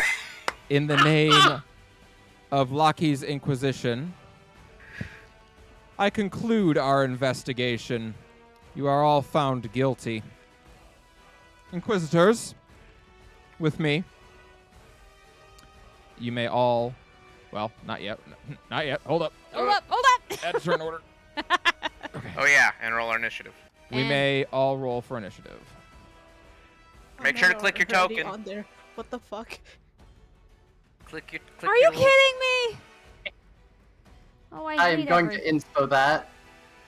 Ugh. Oh. Aha! Can I cast Bark Skin before we get started? You could Yeah, argue that but- you cast a bark skin while you're outside. Thank you. You got Know- me a knowing what's nat coming. 20 on that. That's a 6. Oh, Where is... Oops. It never rolls my initiative with inspiration, so I'm just gonna roll it again. Yeah, it's kind of weird about it. Motherfucker! I rolled a 3 and a 1 Ooh. with my advantage. You gotta be kidding me. That's rough, buddy. Caldana is fucking ready to go. That is rough. I'm gonna Yeah. change that 1 to a 3. Yeah. I'll take the higher. Yeah. Holy moly! Cerberus, he looked intimidating, but the new boots that he bought, the boots of flying, Yeah. he didn't. You know the little connector. Ooh. I'm You sure he also forgot got one of those. Yeah. Did you get boots of flying too? Yes, I did. We're gonna be the fucking Twinkle Toes heroes, Oh God. flying around, doing And there's- cool Sentai What? poses. What have I And there's done? Rialta and Melody taking the same exact parry apt. Yeah. Yep. That's gonna be This is funny if Rialta purchased hers and then Melody walks in going like, ooh, that's No, nobody took the hit and got the fucking handy haversack, right? I thought about it. I was like, I should get the bag for the party, and then I said, hell no, I'm gonna fly like an eagle. I almost took the wand to detect magic because I thought that would be Hell useful. Been yes, good. Yeah. that would have been a good one. I was Mark gonna of say, protection. if we had all taken the thing, we could have just all gone to the same know what? store for those You know what? displacement cloaks. Brooks, honestly, you're right. And we all would it have would been cost you is a literally, favor. and all we would have literally been unbeatable. You know Listen, what? We should you have done guys- it. We've been like, we should have done it. She asked for the favor. We go, all right, fuck your favor, and if you don't like it, hit us. And we dance around. We go, ooh, ooh, I ooh, somehow doubt it would be you she hits. ooh, ooh. No, I think it would be Varys that she hits. He Well, does have she- a bit, I mean, he's she got a would bit of a want to mouth for on sure. him. He's got a bit of a lip on him. All right. And, sorry, I've got a lot of guys I have to roll initiative for. So I noticed these are a I'll lot do of it all mooks. over again, you know what I'm saying? There's a lot of 11. What the fuck? I just rolled 4 11s in a row on a d20. Oh yeah! above Egg-shaped average. die. Hold up. Let me go and math that one out. 20 times 20 times 20 times 20. That is a 1 in 160,000 chance. That's right. But on your egg-shaped die, it's a 1 in like 7. Oh, I'm so happy I have an egg-shaped die for a fucking 11. That's Yeah, exciting. I gotta say, they're gonna. It's above average. Hey, it's better than your egg-shaped die for one that keeps murdering That's true. characters. That's the worst egg-shaped Yeah, that die. one's back Yeah. there. That one went through the polisher, and the whole time the guy was just flipping you off. He Yeah. was like, "You're gonna love what this one comes out as." Fucking little warped. And then gosh. Father Gareth gets a... Papa is here. Papa Gareth is here. Oh, Il cool. Pape. We're gonna kill a holy man. so I don't know why I'd say he's a holy man. Well, it would. must. We're lucky Yeah. this guy doesn't have a spark. All right. We are on our way. So, Brux, you're first with the Disciple of Lao on deck. Okay, I am Jesus, It's- Brooks. I got a nat 20 on that. Whew, I okay. am super ready to go. How far can I get? I can get up. Use your flying boots. Yeah, you guys will need Yeah, it. I'm up in midair now. We're gonna go 30 feet in the air. Laugh at him. Let me see something. Aha! Is there something like up here? Up where? Underwear. Shit, that's not right. I'm sorry. Like on the table? I mean, there's books and something. a couple platters on there. Cool. I'm going to point at one of them and cast catapult, All right. sending it 90 feet in this direction. What can I see? What catapult does, please? Throws an object up your butt. Object flies in a straight line up to 90 feet in a direction you choose before falling to the ground, stopping early if it impacts against a solid surface. If it would Well, strike a Yeah. creature, they have to make a dex saving throw. Okay. So it's gonna On a hit. s- It's gonna hit this disciple of Lao. Can it be an ironic book? Like it says like El Fascismo on it or something? uh, Picture of a tiefling. yeah. Yeah. No. Yeah. The book is 101 Ways to Please Your Tiefling Lover. Woo! I knew it! It's in the council chamber! I knew it. Dude. People like this always have something hidden. You know what I'm saying? Soraya would agree with you. Yeah. So it takes 3d8 bludgeoning damage. They have to make That a is... dex save. You said. Oh, yeah. All right. Dexterity save. If they succeed, they dodge it, and it Thir- goes to the next person in line. 13. 13 does not. Okay. They will get hit. So they Oh. take 15 bludgeoning damage from that. From a Ow. book. A book. That book would have killed a level 1 wizard. All That right, book so would have I ripped take it- through its chest. Yeah, I take it back. It's 10,001 ways to please your tiefling Yeah. lover, as it gives him a concussion and hits the back Yeah. of his head.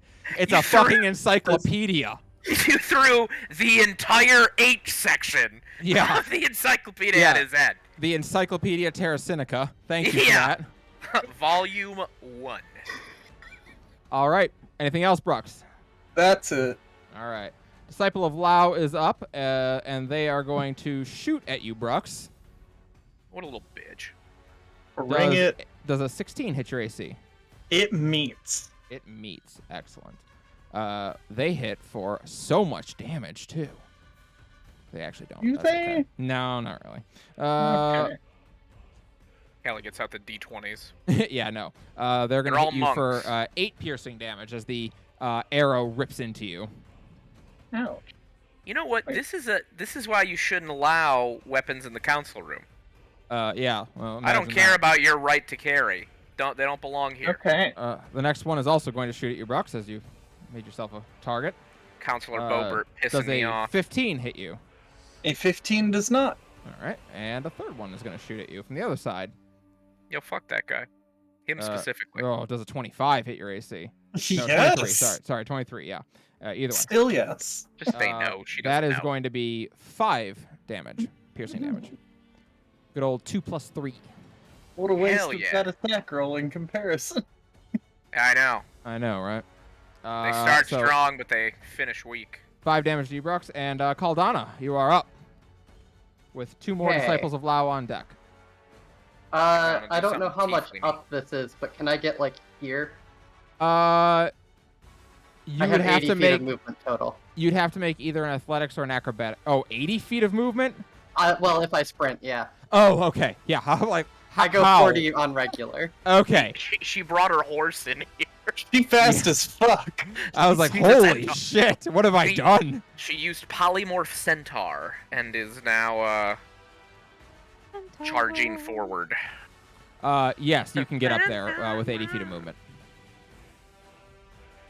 And I'm going to snarl at this guy because that used my action. And You're gonna do a big Oh. roar at him. let me check my bonus actions real quick. It's think just Rage and Phoenix Feather, so I have both of those up already from the last fight. So Your rage would have gone down, so you would have to put that I'll back re-up up. Rage then. But you can have Flame Tongue still on. Use your bonus action to. Well, I just let- re-raged, so. Oh, okay. Use your item interaction to like nut tap him. Just give him a little. I think that counts as an attack. Nah. Well, it should. Okay. And 3 easy, a touch attack.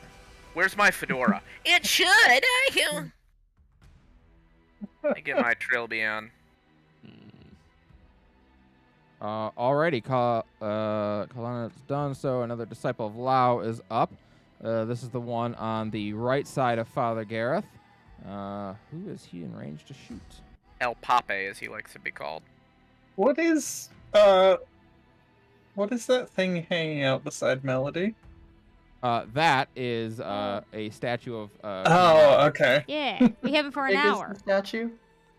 It's like an 8-foot tall statue. Oh, I was picturing like a 20-foot tall statue. I'll tell you what.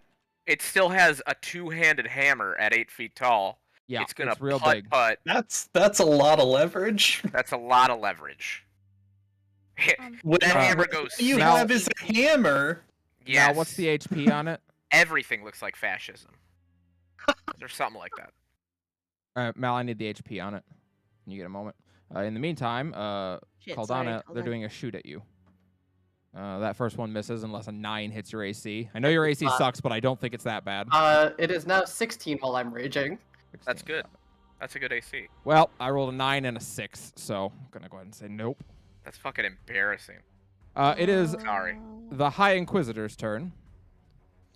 He is going to advance 30 feet. 5, 10, 15, 20, 25, 30. It's already the highest position. How can he advance? Rob, shut the fuck up, you idiot. Okay. He can take Sorry. that marriage proposal. Oh, dude. Advance his position, you know what I'm saying? Straight up, dude. Promote to gold general, Shogi style. Then he's gonna advance. I He's told going you. to bonus action, or sorry, he's gonna action to dash up to there, and he is going to bonus action to put his Hexblade's Curse on Father Gareth. Ooh, what's that look like? So yes, indeed. As he brings his weapon up, Redemption is an interesting blessed sword. While it does glow with a radiance that you would expect of a blessed sword, it is like the blade is black while the light shining off it is pure, brilliant white. And as he approaches, you see him place his sword down into the ground. It sinks into the floor as though that floor were just water. And that shadow rushes off the blade through the ground and starts to encircle around Father Gareth, who is like, what the fuck? His voice sounds a little bit different, in addition, as he speaks, and it says, "You will be redeemed." What the fuck? Wait, who was that? Was that Sunvale speaking? That's Sunvale who says that. Okay.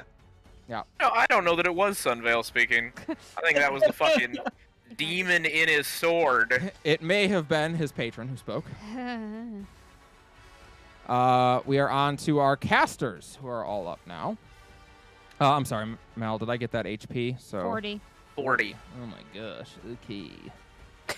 His AC is 27. All right. Mal, shut up. Don't say what Mal, it is. you should be able to move the statue as well. So Its AC is 27, and it deals 4d10 plus 10. I looked it up. yeah. So this first guy is going to look at you, Caldana. It's the one right here. He's going to look at you and is going to cast Scorching Ray on you. What was Racist. that? Huh? Well, It's- that's a save, right? No, it's a no, spell it's 3 attack. attack rolls. Okay. It is fire damage, so the man hasn't read a history book, but that's all right. The tieflings, No, I can't tieflings of this find world are this not statue. resistant to fire. Okay, so Varys is just racist again. Don't worry about it. No, it's totally fine. Yeah. The wrong tieflings. He's like, and they're not his- immune to fire. We're like, why would they be immune to fire? That doesn't make any sense. Is it 19 hit? Yeah. Is it because they're red? Is that all it is for you? I've got. How about does 16 would- hit? Meets beats. All right, would so just not. 2 hit. Be like, yeah. 2 Scorching Rays hit, and those each do 2d6, so 46 damage. Damn, he did 2 on 1. He did 46 damage? Yo! No. There we go. Wow. That's what I I'm rolled talking about. 3 ones on that damage, so you take 6 Yes! fire damage. Fantastic. Maybe I am resistant. Yeah, you As might it be. turns out. You're like Daenerys in the book. You're like, hold on a second. I think I'm immune to fire. This All right. tickles. The next one is going to look at High Inquisitor Sunveil out in the middle and cast Scorching Ray. Miss. Definitely hit. Maybe hit? Sunveil, what is your AC? Oh, 17. 27. Holy shit. All right, nope, that misses too. All right, he takes 2d6 fire damage. All right, he'll take 8 damage. I don't see his health bar. You don't see his health bar? Oh, I'm sorry. That's right, you do not. I don't see the Apologies. statue either. Did I miss it? Nope, that's my fault. Sorry. Now you should see his. Yep. Wow. There we go. And Damn, now Sunveil's you should tankier than me. see. He's level 9, in fairness. Oh, Who's Yeah, level 9? Inquisitor Sunveil. Sunveil. Sunveil? Yeah. Says who? Me. Oh. The TM. can't Don't wait stock for us up, to find okay? out that Kelly is like a level 20 wizard, and that's how she keeps getting these places. Yeah. That's what I She just thought. never learned a teleportation spell to get out. Yeah. This third one is going to run over to here I'm going to and take out my cast katana Matar. Hold Person on Caldana. Alright, Caldana. Isn't this that person's a strength check? racist, right? Do they Called- think Keldana's a person? Does it work? Yeah, they do. They think she's a humanoid anyway. That's They're going to aggressive. cast a Hold Person on you. I need you to make a what is that? A Wisdom Okay. saving throw. That's wisdom? What? Yeah, wisdom for hold. That's why it Uh, rocks my socks, okay? Well, I have a +1 to that because of the cloak, at least. Yes. How's an 18 do? Oh, suck it. That will be enough, unfortunately. For me. Suck it. All right, I Nice. take a free action to flip him off. you may. Gluck, gluck, Flippage is, as always, a free action. Yes. The last one is going to stand back here and start channeling something. Oh no, that's never a good sign. That's a Channel my- spooky. My last 3 Disciples Allow are going to all shoot at Inquisitor Sunveil, who just did some spooky ass shit in the middle here. Wait, where's the one that's literally next to me? He's dead. Oh, he went before me. Yeah, Okay. He died of shame. one of those will hit. I just kept scrolling through the turn order, and I'm like, I Shoot. don't see him. He shooted at me, I believe. All right, Inquisitor Sunveil takes 10 damage off an arrow that he gets in the gut, but he dodges the other 2, which means Melody is up with Rialta on deck. Well, my man better have immunity to sepsis because his big intestine just got pierced. Yeah, Yeah, that's gut shots are bad. That's a Yep. bad shot. yeah, it is. Shouldn't have worn a breastplate. Shouldn't have worn a tummy plate. Melody, what Man. will you be doing? I'm so alone. Sorry, I'm still trying to find the statue, but as far as my actual action goes, I am going to wait, where is it? Shit. I had I'm so sorry. I am going to see how far this reaches 100 feet. Can I move up like, because this is, I have a 30. I move up here. That bring me in range? No, it will not, but it will bring me in range with this guy. Fuck. There's nothing I can do at the moment. Outside of like give someone a bardic inspiration, like I'm gonna look to I'm gonna You look can't to shoot your Tavares bow and at go, anybody? Hmm? You could shoot your bow at somebody, couldn't you? Oh, true. I Yep. completely fucking Shoot forget the that. loop bow. Yeah, you're good. Yeah, Yeah, just just shoot your advance bow. I forward. mean, Yeah, I'm to be sorry. clear, I'll take the bardic inspiration. Don't you mind that, madam? But you know, after Oh, you shove I can bow up still someone's do ass. that. It's just that you Yeah. know, like it's a bonus action. So Beautiful, beautiful, beautiful. Okay, so Wonderful. I'm going to move to one of these like pews over here, if that's what they are. Yep. Mhm, They're Okay. seats. Yeah, rows of seats. Benches. And I'm gonna duck and then just kind of like shoot at this guy, which I think that should hit. Yeah, 65. Dragon Song has a range of 80. Yeah. Yep, you're good. Go Bloop. ahead and do a shoot. You can cover the whole room. Oh, Hmm. Can't do it. Inspo the shoot? Inspo the shoot. Yes. All right, inspo the shoot. Bloop. They don't, 21. yeah, much better. That hits. All right. With an 8, and then I'm gonna point to Cerberus and go, Kick their patukas! Right in the Patucus. Let's go. All right. and there's gonna be a crystal that pops up next to you, Cerberus. Got it. All right. I still can't see the statue. I'm so sorry.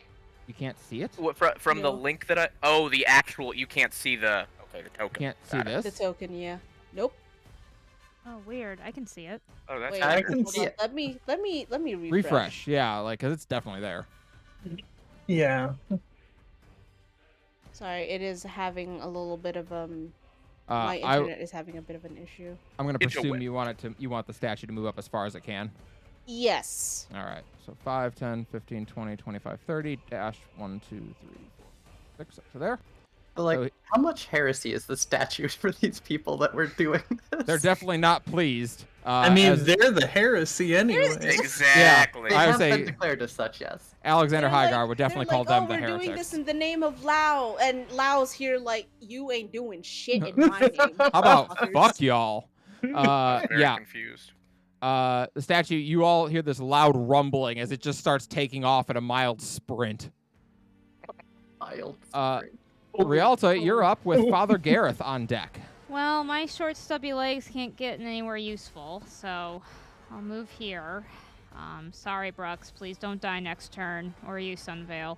Yeah, Brooks. Bonus action. I wasn't planning on it. Bonus action to Raven form, and action to cast Guiding Bolt on this guy. Or I Alright. could do it this guy. Any of the casters been hit? No, not yet. Okay, I guess I'll just do it to this guy then. Okay. Ugh, 1 second. 1 moment, please. 1 moment, please. Preparing your depression. I don't know. 13 plus 8 is 21. That hits. Cool. Are you hitting the caster, you said? The caster. This guy? Sorry, hold on. Yeah, that guy. Okay, yeah. And Yeah. yes. Sorry. Here we go. And then add to that this. Ow. So that one, you summon up your guiding bolt, and the raven runs down and starts to swirl around it as it flies forward and blasts into his shoulder, and he lets out a scream. He is not looking good. Damn it. Wish I could just kill him. That's all I can do. All right. What a fatty Bojangles. Father Gareth's turn, and he stands up, and he, as he hops down, has a maul in his hand as he starts to hop down and approach the High Inquisitor. And he Bro. gonna make some multi-attacks. He makes 3 attacks. Ruh-roh. The first is a Oh. 14, that misses. The second is a 19, that will hit. Raggy, my run And roll. the third is a 14, which will miss again. All right, so he is going to hit for 1d8 plus 4. So he's going to hit for 7 on Inquisitor Sunvale. All right, and that is his turn. Cerberus, you are up. Brooks, you are on deck. As is the top of the Time order. for me to mostly just move. I Yeah, am going to move. Can we talk about that? This room is too big. I definitely designed it that way. Right. Let me see here. To be fair, I didn't make this map. It's off Incarnate, but Oh, it's all good. It's all I good. definitely sized it to be this size because yeah. I'm morally offended by the size of this room. Honey, we're not Robbie Landis. Listen, It's We didn't do it's this to you. large against- map, and lots of enemies. Here we go. It's what I, Very hardy enemies, I should say. All right. So I'm gonna move 30 up, and then let's see. Ensnaring strike gives me how much distance? Ensnaring strike doesn't give me extra distance. That's a different thing. Okay. Then I am going to spend my dash action to get an extra 30 feet. And that's 35. That's 30. Right, that's the father, right? Yeah. Well, no, that's Inquisitor Sunvale right there. This is Father right here. Oh, so I'd be bumping his butt cheeks. You'd be right up on Inquisitor Sunvale's backside. Yeah. That's what I fucking want to be, dog. That is my dream. Oh, well, I've got I have great always news for wanted. you. I'm gonna get right up in that crack. Woo! Dash action to get right up in that crackety crack. And now that I'm in that crackety crack, I'm gonna cast with a boner action. I'm gonna cast Armor of Faith on myself. Give myself +2 AC. Excellent. That's it for me. Brux, back around to the top of the order. Disciples of Lao are on deck. Like Disciples of Kung Pao. All right, so we go up there, still like 10 feet in the air. Mm-hmm. And we're going to grab volume 2. All right. Same place or where from? Do that. Yeah, same thing. So okay, we're tagging the same guy. All right, go ahead. Well, it's dex save. Yeah, you're right. Sorry. And then if he succeeds, the next one. All right. Well, he did succeed. I'm so it's gonna gonna hit impose this wheel. guy. Well, no, it's fine because Mine- it literally one, just yeah. keeps going. Like there's 5 targets. Oh, next I one was- Someone's succeeded gonna as well. fail. It's was the gonna- DC's 15 on that. All right. So the first 3 guys all saw the first book go and go, absolutely not. But this guy over here did not see that happening over the other side of the room, and he gets clocked in the head with a book. Who does? And This guy. he takes. Ooh, that was a better roll. 16. I guess that wasn't too much better. Ow. 10,002 ways to Yeah. place your tiefling Yeah. daughter. He is, yeah. Volume 2 is slightly larger. They definitely upped the creativity in it. And that cracks him in the head, but hits him in the face, and he like reaches up and grabs his face for a moment. He is heavily bloodied. All right. That's it. All right. Disciple of Lao is going to shoot at Brux. Does a 16 hit? 16 meets. All right. All There's a right. whole game 4 log in damage. here. That's How much? 4. Okay. The second one is going to shoot at you as well. It misses by a long shot. The third one is going to turn and draw a sword to try to stab the tiefling that just showed up because he's been waiting a long time to get to do this again. Wow. Wow. Nat 20. I'm gonna tell you something. I Wait, learned his wait. backstory, and I don't. What? Wheel. Oh. -4. That So still meets beats. I guess at that's a least, 19. But That it's still not hits, a natural 20. But I am going to Hellish Rebuke. Yeah, and most importantly, it's not a Not a crit. crit. Oh, it actually lowers the number that you roll. I think that's what it does. That's let me see. Does wheel cancel a crit? Say if it doesn't, don't bother. Yeah, then we'll just take it back. That's fine. You can use your reaction to roll a d6 and subtract the number rolled from the total. So I don't. It really sounds like an interpretation thing.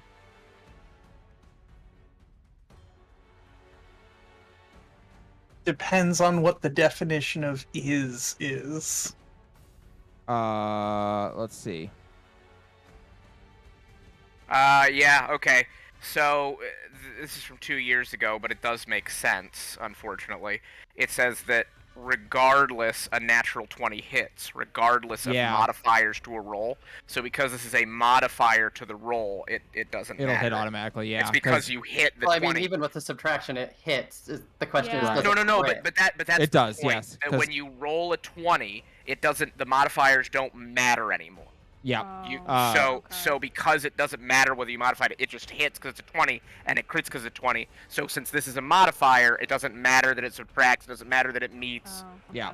okay. Jeremy yeah. Crawford answered it in same question was asked about cutting words, which is a bard Yep. thing that does the same thing, and it cannot nullify a crit. Okay.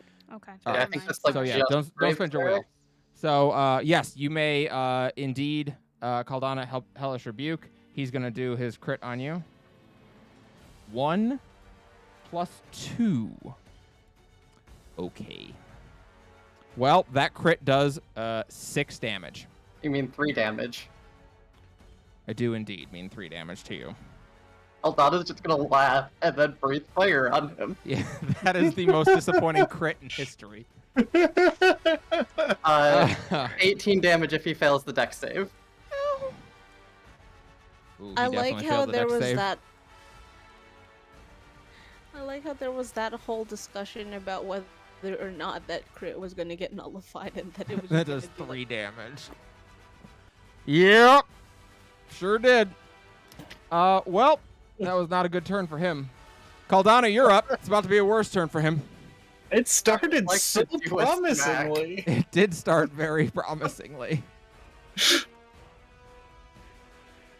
What the fuck do I add to Phoenix Feather? I feel like Six. something I'd like to do a murder. Yeah. Does a Yeah. 17 hit this guy? 17 meets. Okay, so there's Phoenix Feather, and I just go down the list of these things that you put in the character You don't sheet, you right? don't even have to. He's dead. Okay. The first one's enough. Well, So indeed, he attacks you, but the attack as he tries to slash across your face, and it just kind of goes wide. It nicks the top of your forehead, but then glances off your horns, and you laugh and breathe fire on his ass because he's a fucking bigot, and you hate his guts already. And then as he's recovering from being burned alive, you just jab Phoenix Feather clear through him and immolate him. He's I do like turning people into charred skeletons. It's yeah, fun. he is what I'm going to go ahead and refer to as super dead. Okay, on to the next one. Oh boy. Go ahead. You may make an attack. That is also a 17 to hit. That meets. Okay, so yeah, 8 slashing, 2 rage, divine fury, phoenix fire, tattoo necrotic. Did the necrotic not go through? No, it did not. How much is it? Oh, there it goes. Oh, okay. Well, only Just take once. the first one. I guess it lagged out. All right, so it's going to be 8, 10, 17, 27, 33. Yep. So you, after immolating this one guy, continue your march and rampage up here and just cleave through this next guy, burning and necrotizing his flesh all in one go. And he's dead. I need to check the text of something real quick. Where are my feet?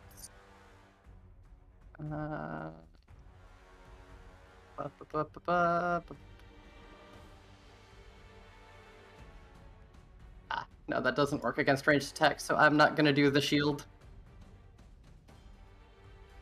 All right. It is.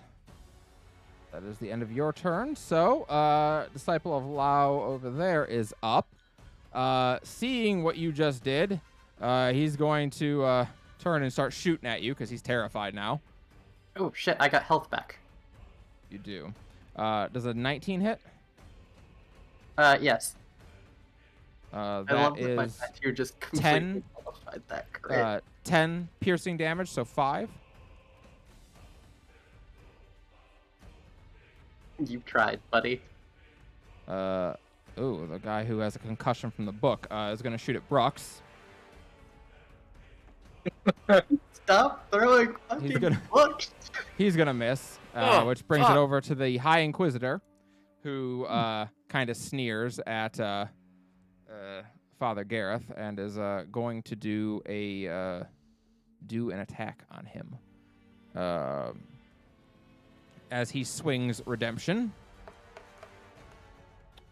That actually might miss. God damn it. You have a plus 11, Sunvale. Oof. Does Kelly, that you have actually inspo. miss? You Yeah, can you use have your inspo. inspo. Yeah, that's not what I'm going to use my inspo for. Oh, come on. No, I think I'm But good. we voted Although, on it. if one of you want to spend an inspo, you may for him. Sure. Sure. I'll be nice. No, you're good. I've got 10, so Oh, Oh, yeah, okay. I I'll- have 3. All right. All right. yeah, I'll spend an inspo. All right. 17. 17. Sorry, not 10. I have 8. I have 8. so I'm at 7. That's the It's initiative. initiative, so that's 16 plus 11 is 27. Yeah, sorry, I rolled initiative for some reason. But yeah, 16 plus 11, that does hit. I go, Uh, Sunvale, my love. I don't say that though. I think it. So we're gonna roll his. You gently caress his back. Yeah, so I like go and I'm not sniffing his hair, but I'm kind of sniffing his hair. All I'm right, like, so ooh, lilac. Robbie, I don't think Callie's going to be comfortable trying to do a love So- triangle with the two of us. he has a +2 longsword that deals an extra 1d10 to radiant on fiends, but this guy's that not a hentai. fiend. So he is instead going to do this damage. I would argue that he's a fiend Yeah. I would too. in the traditional political sense. Not a fiend. You fiend! You blackguard. What just happened? Oh, Yeah. okay, that's neat. Oh, okay. Oh, so it the gave you the radiant one-handed damage- and the two-handed damage. You sadly only rolled a 1 on your 1d10, which sucks, but, I mean, it wasn't applying that anyways. No. Yeah. well, at the bottom it is 13, 15. Right. Yeah. I don't, Gave you oh my one god. break. Infos for It's Sunvale. 12 Oh, and 14. okay. But he's Tilly Hart, if he's one-handing it or two-handing it, you just got to pick. Tilly Hart just donated for 2 inspo specifically to Martine Sunvale. Thank you. Oh. Thank you, Tilly. I That's love nice. that. All Wait, right, Tilly, great. I just gave him one. Give me mine back. What the fuck? No, You wanted mine they're back. his. So he is going He's to gonna indeed, die anyway. It's fine. Hey, now. Hey! indeed deal Oh, 12 damage to the father. Plus, I think he gets extra damage for Hexblade's curse, doesn't he? You He should. does, He yeah. gets to add his charisma, right? Yeah, he gets to have that shot of that va. Mm-hmm. I don't know what the va is in I that was gonna sentence, say, but what the fuck? I wanted it to rhyme. So it's that vodka Is that liquid also- charisma. yeah. So he gets extra +4 damage, so it's going to be 16 damage. Sounds like a Does mature, that also include his curse damage? yeah, that curse damage on there. Yes, that includes that. That sounds like a mature Earthbound. Now, item. using his thirsting blade, he will attack again. It goes ooh, Not that kind of thirsting. oh fuck, Oh, so close to a crit. Bobby! oh so close to a crit. Damn. The fuck? 22. All right, this is a new weapon. What D&D game can we put the real thirsting blade in? Oh, That's what I want to. I love the way you hold me. Your He's in hands the are so Warrior of strong. Lust D&D campaign. Yeah. Okay. I love what the way you fuck? two-hand me. You're so strong. It says you rolled 22. I know. I've got something's wrong with my damage roll for this, so I'm just rolling in here. Okay. Because one of those attacks he only gets if it's fiends. Okay, there we go. You rolled a 1 again for that? Well, I guess it doesn't matter because. Damn. 13 Here. plus 4 more damage, so that's going to be 17 extra damage on him. Your digital die is egg-shaped. Yeah. Guaranteed. This is just how I roll, Rob. This is my Yeah. life. Oops, sorry. Your life All is of Cat Lake egg-shaped. dies. All right. Fucking- I Father mean, that's Gareth. appropriate. Yeah. Father Gareth did not appreciate anything that just happened, as each slash from this blade kind of bites into his skin and, like, something seems almost drained out of him. I bet. Thirsting Blade took care of that. Indeed. It is the caster's turn. The two over here are both going to see what is happening, see the fucking Terminator walking down this aisleway, and they are going to back the fuck up. And Fair choice, really. Caldana, I need you to make a wisdom save for me. Oh my god. Mm-hmm. Well, I'm gonna inspo that Yes. because that was a 3. Use the power of inspiration. Nat 20. A Alright, natural 20, Callie, and if you modify it, it doesn't matter. Well, fuck you. Sit down. Very well then. Instead, the other one is going to cast Scorching Ray on you. Well, Jeremy Crawford didn't say anything about this. Goodness me. All right. Well, that'll be 2 hits anyway. That's what I got last time, and I rolled 3 1s. You're a 1. I don't know what that means. All right. Well, I rolled better this time. 3, 3, 5, 6. So that is 17 5, fire 6, 3, damage. 2, 1. 17? Yep. Those are those 2. That damage can almost vote. And this caster Oh no. is going to use. A lot of fucking mages on the council. 4 mages up there. Kill 'em. Trying. He reach out to you. Conan the Barbarian would be pissed. He is gonna run down to here. Do we not have partial cover? Yes, Sarah, yes. Ask questions like this. And they are gonna cast Scorching Ray on you, Rialta. Okay. Let us go ahead and let's see. You said she had partial cover, though, Kelly? She does have partial cover from there. Cool. Duck down behind the bench. So Right. it's a -3 to his roll, so 15 plus. Does a 19 hit your AC? I'm gonna see if I can make it not. Okay. We're going to wheel and Roll woe a your... 2. 17 Never hit your mind. AC? Okay. It's 16. All right, so he's gonna hit you with one of Bullshit. those Scorching Rays. Okay. Is gonna hit you for 9 damage. Okie dokie. You're a 9 damage. Why are you not? Oh. Which leaves just the one up here who started channeling last turn, and he is now going to cast Fireball. I was bullied a lot in school. Oh, sucks to be you guys. Yeah. Let's see, 20-foot radius on Fireball, right? That sounds right. Yeah. I don't know, Callie. You hit yourself often enough with that. Wow. You dropped Wow. that fireball right in your own ass. We're 25. We're not. All right, he's gonna drop Oh, it you right in also- the dead center of the map to hit High Inquisitor Sunvale, Cerberus, Brux, and the statue. That's So Yeah, I need well, all get a 4 of you boost to make from a dex Varus. roll. Huh? It's a saving throw, right? Doesn't Varus boost those yet? Yes. If you're within 10 feet of me, you get Yep. +3. So everyone I am. gets +3 to your Yeah, dex everyone save. that's getting hit by that. That's awesome. Cerberus goes, oh. We're Sorry, going Mike to didn't cut use an that. inspo on that. They All fucking right. thudded. Oh, that's much better. It's a dex saving throw. Yes. It's That's a 8d6 for 20 Fireball, right? It's Huh? 66 or 8d6, but I don't know which it is. It's 8d6, I believe. Don't forget Alright. your shield, Rob. Yep. I think it's actually 6. Let me double check. You gotta be fucking my duck, dude. Use one of your inspo. I'm gonna use my inspo and Melody's thing. Yeah, that's a good idea. You gotta be 86. shitting my. Oh, it my is dick 8, right yeah. now. Wait, On you're the- using my bardic inspo to do saving throw, right? Yes. Yeah, there's a thing for that. Where is it? If I can 22. find it. Mel, what is the die for your bardic inspo? D10. It is a D10, and if you're using it for a saving throw, you gain temporary hit points equal to the number you roll. Oh, wait. All right, I get 2 temporary hit points. 26. I rolled 20. Very nice. I got a 26 on. Hell Alright. yeah! So if you saved, it is 10 damage. If you failed, it is 20. I use my reaction to negate all the damage. You me. don't have that move. Yes, he does. Yes, I The do. You? The shield. The shield master. Shield Master. Shield I'm mouse. sorry. I was thinking evasion. Sorry. Oh no. Does that use your reaction too? I didn't know that. Yeah, Yes, it does. yeah, it does. Okay. No, So, you're yeah, correct. I- You're right. Shield move. Yep, you're right. Do you like So, how yep, upset no damage I for got? you. No, it's totally fair.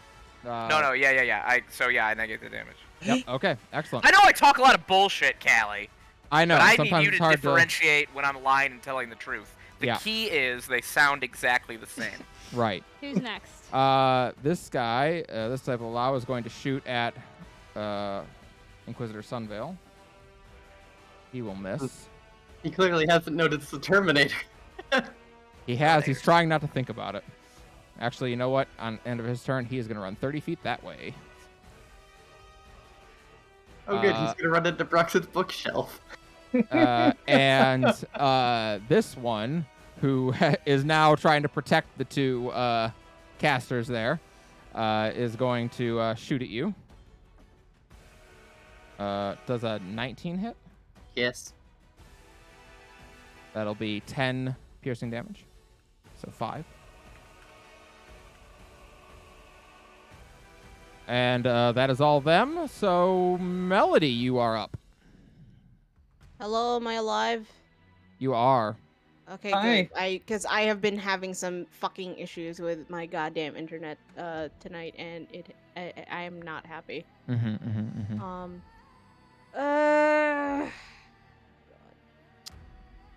All right. Really quick. So, okay, sorry. Was this the guy that got deaded? No, he's Or- not No, dead. That's that- Father Big Bad Father Guy. Gareth. How's Yeah, he, it's Father how's Gareth. he He's got a looking? He's got a Hexblade's curse on him. He still seems all right, although he's not too happy about those hits he took with a maybe blasted, maybe cursed sword. Okay. In that case, since he's within like, I think he's within casting range of me. Hold on. Let me just double check. And of course, that is going to fuck. Me too.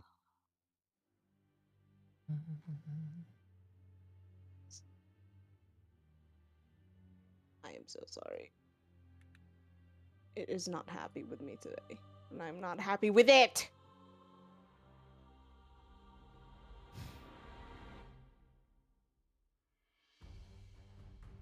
I'm gonna fucking hit him with a command.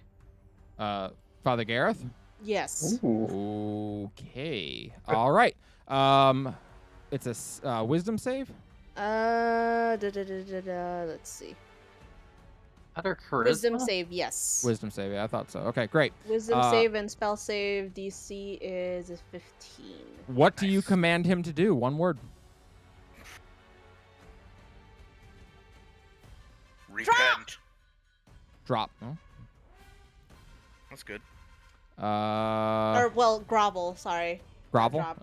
I Yeah, like grovel. grovel's one I have Rosalind do sometimes. Well, he rolled a 13. Nope. That is a failure. So He's yeah, gonna on fall his prone. turn, he's gonna fall prone and grovel. Great. How long does your command Nice. last for? Is it concentration, and he gets to make the check again every turn? Let me see. On its next turn, duration is 1 round. Okay, 1 round. So it's 2 for next turn. Got it. All right. Anything else?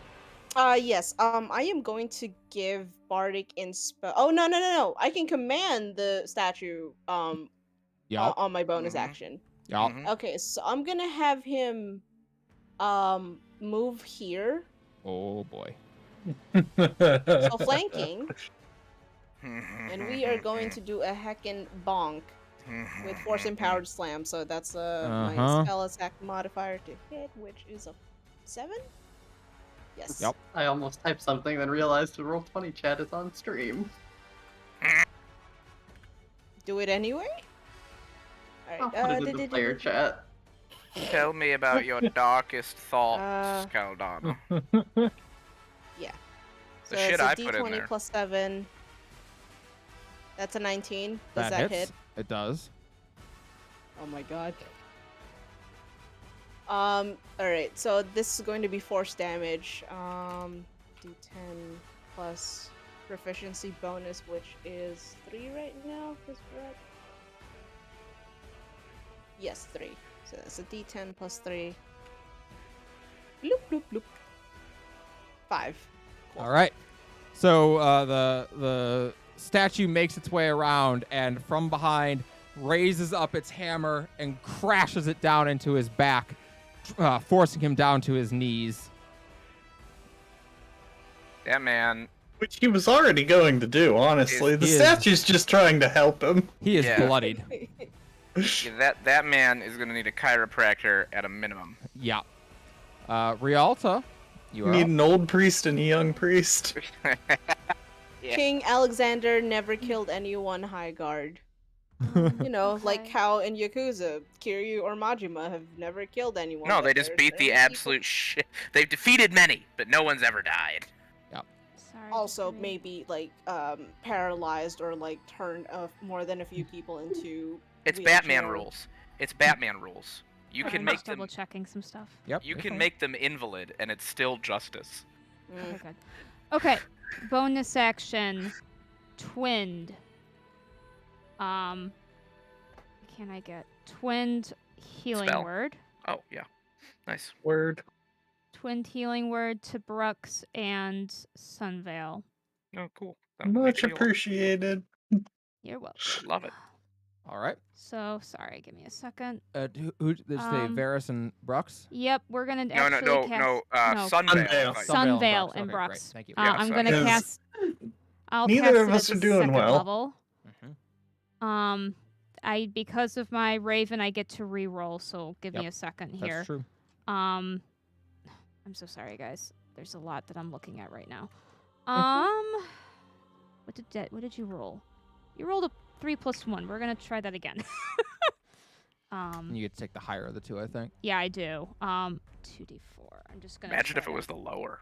Yeah. And take the lower of the two. Four. What a I'm shit just- That's skill. That's a terrible ability. I'm just never gonna Okay, use I'll that. take the 9, so Alright, that'll there goes be two, so. and then is it the same or do I have to re-roll? It's different. You do It's it different? differently. Yep. Yeah, it's Okay. different for each one. Who 'Cause was that it's- for? I was gonna whatever was higher, I was gonna give to Brooks, Oh, but fair enough. You can roll them both. so let me just see. I actually Yeah, don't we- know that it. No, never mind. Don't worry about it. I'm gonna roll it again. Mhm. Yeah. Okay, so they each get 9. Alright. Plus, I'm guessing my sickle's free D4 only happens once, because it's when I cast a spell. So I believe I only get that once. I think we. Well, I would it's argue that- you twinned the it's- spell. It would go both. I would It's argue. one casting of the spell. Oh, it is. It yeah. multiplies the targets. It Yeah. doesn't that's what I cast the thought. spell twice. Okay. So it should. It does only go once. Yes. That's fine. Sorry. Okay. Yes. So yeah, someone gets an Um, extra 1d4. Brooks, you get an extra 2 with that, so So you how get much? 11. 11 total. Cool. That'll be my bonus action.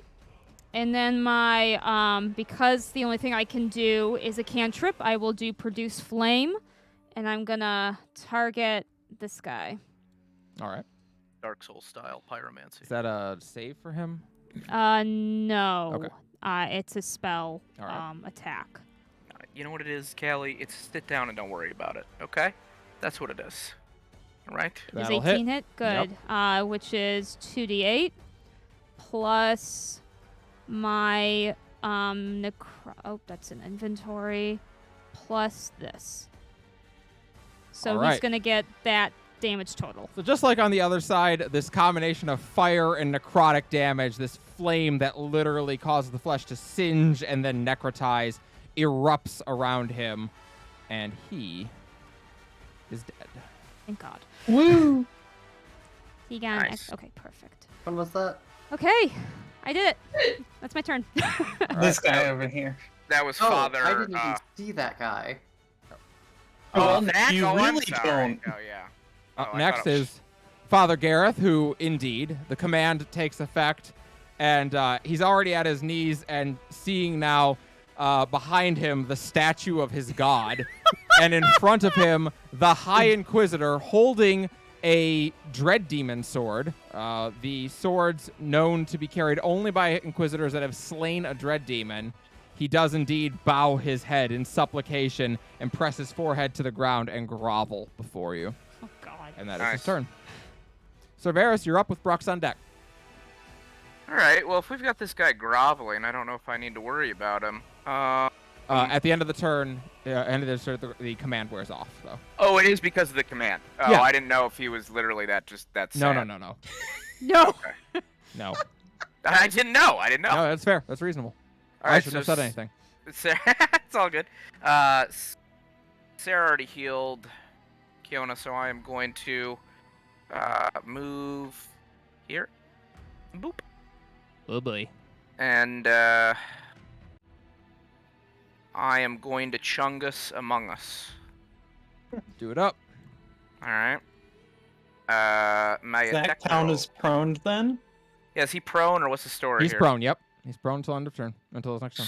So I get advantage on the attack. Yep. Right in his dookie hole. Well, that's what the statue's currently doing, actually. Yeah, that's Eric, also hi. true. We're all Hi. seeing it. Buongiorno. She can't hear you, Rob. Oh, okay.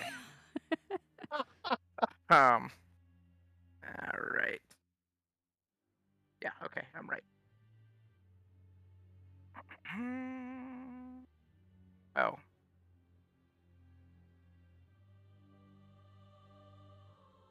So that one was a 12. I don't know why I didn't roll it with advantage, but that's all right. It doesn't work the same way as our D20 Discord Yeah, thing does. So. Yeah, you can roll it in D&D Beyond. You just got to hold shift and click to do an advantage. I cannot because the thing, I'm having trouble with the add-on. I'm Uh-oh. gonna. You might just I'm have gonna. to refresh roll 20. Yeah, I'm gonna fix the add-on during this turn because I couldn't Okay, get it to work. cool. So, Go ahead but and roll it I again. will roll again. All right, that one's a 15, so I'll keep that one. That Does might that not hit? him. I'm checking right now.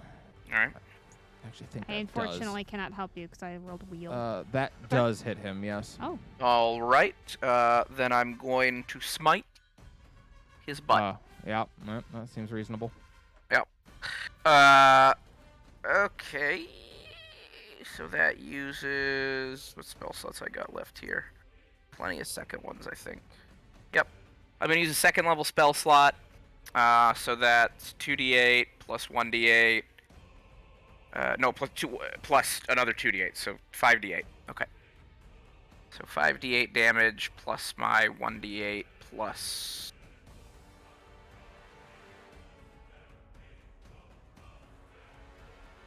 Seven. So 5d8, so it's 68 plus 7. Got it.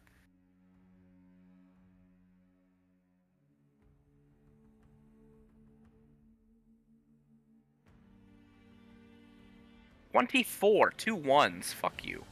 Oh! Okay. So I will raise up Wisp. No, Wisp is my shield. Fang. Mm-hmm. And call down the purple flames of Indeed. justice onto his butthole. Yeah. No, he Does doesn't. 24... He's not out? He's not dead, no. I'ma do it again and again and again. All right. Go All right. again. I roll with advantage. This time it'll be faster, though, because I know all the things. 1d20 plus 8. Hurrah! you did the. I know what I did. Alright, 19. That Yep. hits? That does. You want to see if you Uh, crit? Hell yeah, I do. It's a great point, Sarah. You're so wise. I do All right. not crit. This does hit. But it still hits.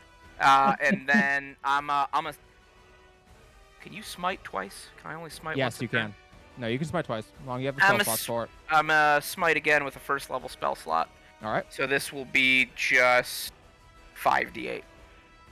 Just 5d8. Is that all? That's all. Smite. Just possibly 40 damage if you roll perfect. It's 22. I got 2 1s again. What did you do with this egg-shaped simulator? Suck at this shit. All right. I got 22 on the second roll. He's dead. The second one, indeed. You bring the sword down. Are you going for lethal damage? No. All right. Then I'm you gonna bring have. I'm the gonna light of have. your divine sword cracks him in the back of the skull, but it does not kill him. I want the second time when I smite him, the Mhm. blade strikes straight through him, like it looks like it kills him with the divine energy, but then he just passes out. All right. And that is indeed what happens. Brooks, you are up. Okay. So we're going to come up to what? Oh, that's Ferris. That's why. Don't kill me. Sorry, I was trying to move you. Oh, thanks. I can fly too. So descending as I do, I can't actually land for a minute. The tiefling next to you cowers and covers their face. That's okay because I'm coming in hot at this other Yeah. cultist. The other one you can see as you pass by, she is dead. We're inspecting that, knocking shit over. There we go. 13 plus 8 is 21. That'll hit.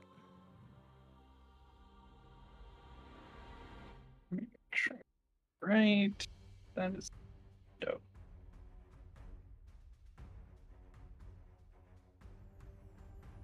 Six damage. Roll the goddamn one. All right. Okay. And that's that. That's that. Disciples are up. One of them's going to attack. I forgot my stupid other thing. Will attack. Rialta.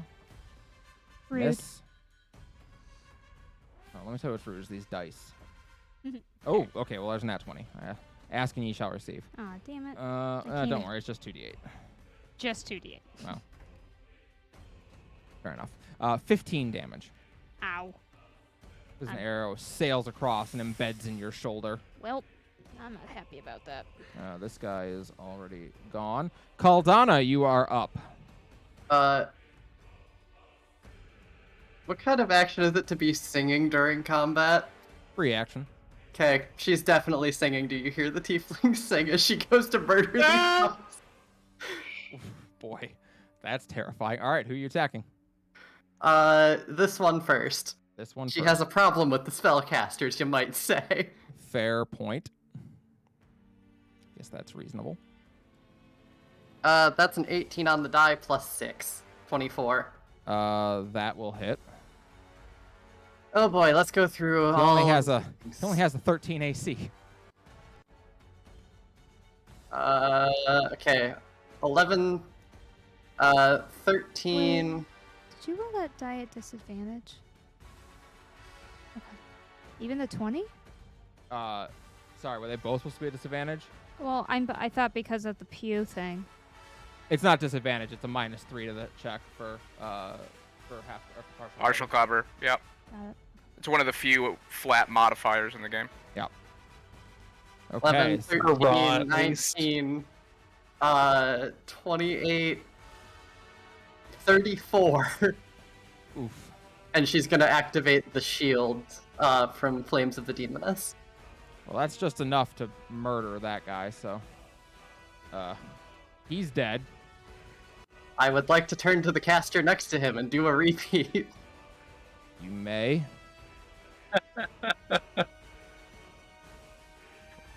That's a nat fucking 20. I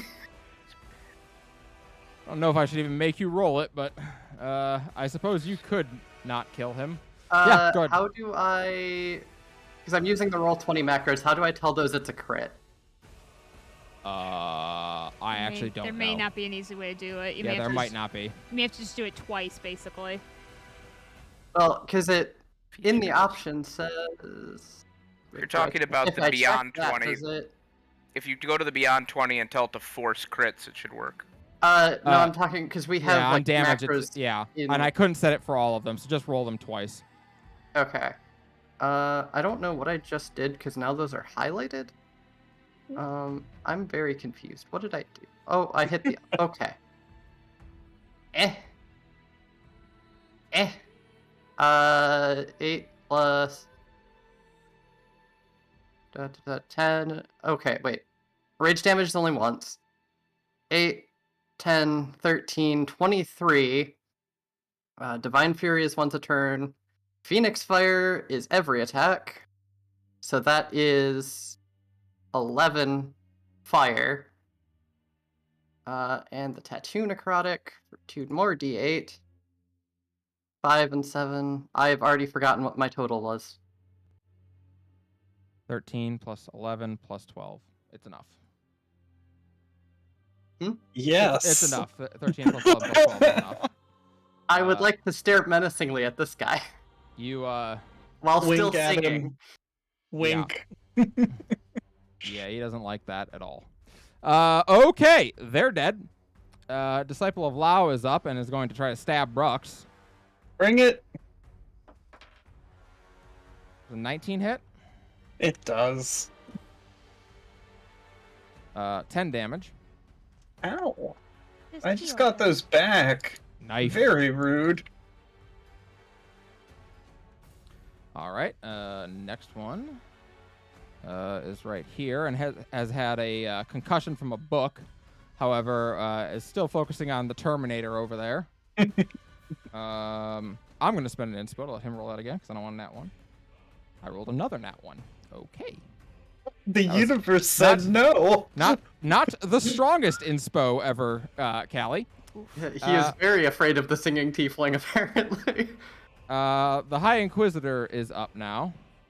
And he is going to hop up to here and try to stab this person who just whiffed twice and doesn't even see him coming. All right, Inquisitor. Go ahead and roll your damage there. Third nat 1 in a row. What is going on? He'll He spend does one of his have- 2 inspos, I guess. Say. Jesus. All right, 21. That will hit. God. I was waiting My for it to rolls be are the just 4 in a row, unbelievable. just like the 11s. All right, so that's going to be 9 plus his 4 damage. Oh, sorry. He, when Father Gareth dies, he uses reaction to use Relentless Hex and switches Hexblade's Curse over to this person. Yeah. And so, yeah, he's going to stab this person and murder them now. They are very dead. And he heals for his charisma when he kills someone with that. Shit, I forgot to heal myself. Thank you for the reminder, Callie.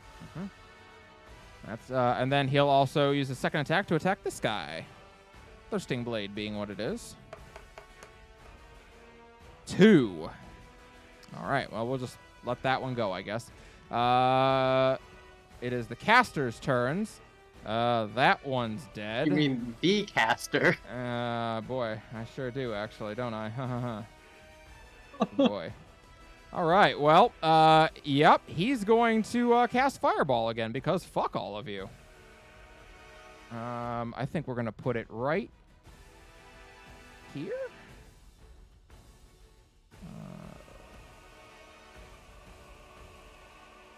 Yeah, right there seems good. I need the statue, Caldana, Cerberus, the 2 Tiefling counselors, and Brux to all make... and Brux to all make a dexterity save. Would you Here, say then. this is an effect that I can see? Because I get advantage on dex saving throws. Yes, I would say that you can see this, yes. If you're within 10 The feet of me, fear you get in plus 3. Callie's voice. All right. Jesus Christ. Well, that first roll was not great. Oh. You know Dex what? We're just saving, going to you said? accept that one. That would 17? be 13. I forget my deck saves are even better because I get to add my shield bonus to it. That's right. the that ta- was a The dex saving save, throw is DC 12. Oh, I made it. Bruh. right? The statue Did I just just- made it. Did I get it? I just got a 10. Hold on. I'm going to use one of my advantages. All right, so the statue is going to take 13. There you go. I also It- take 13, don't I? It's not adding my Yeah, full bonus. sorry. 13 Nope. is half of it, right? Roughly. Yeah. So I use my endurance thing, which triggers my my feat that I immediately, on resisting that death or unconsciousness, get to make a weapon attack. All right, you may do so. Fuck this guy. Great. Yeah. That's a 16. 11 plus Friends, I would 3. love some healing.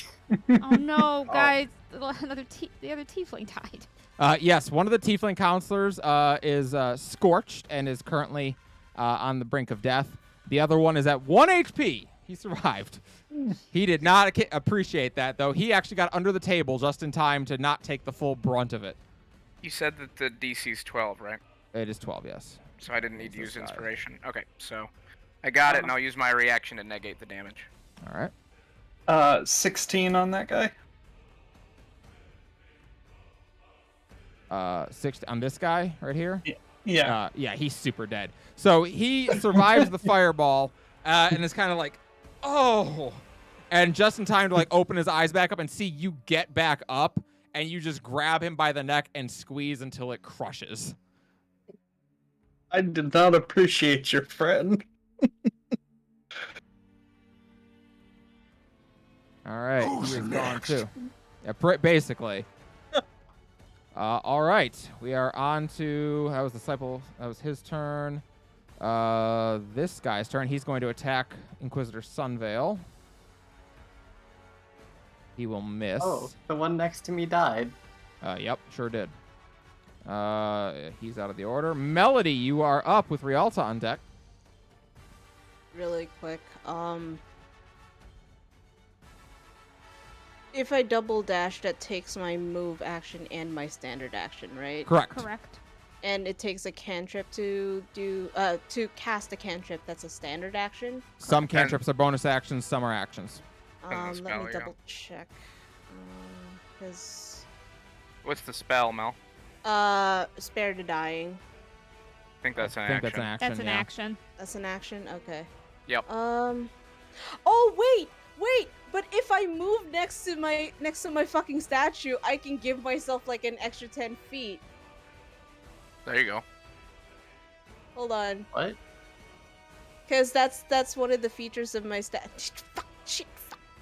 Will that work? Which one just died?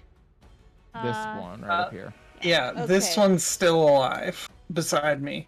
Yeah, that one hit under the table. Okay, so I'm gonna move like over here, and since I'm like within 10 feet of the statue, Mm-hmm. You said it was this one, right? This one right here on the side. Yeah. Okay. I'm gonna double move and move over here, and you said like they're making their saving throws? Yeah, they're Like, making death death saves saving now. throws? Yep. Okay. They are dying. They Okay. are not dead. Okay, and as a bonus action, I'm going to have the statue basically just like protect over here, because like I think Fluffles is shit. Okay. You know what? Okay. Reroll that not reroll. Rewind. I'm just gonna move over here and shit. Yeah, we're gonna move to like behind this bench. Yep. Point towards Rialta and cast Healing Word at 2nd level. Okay. Alright, so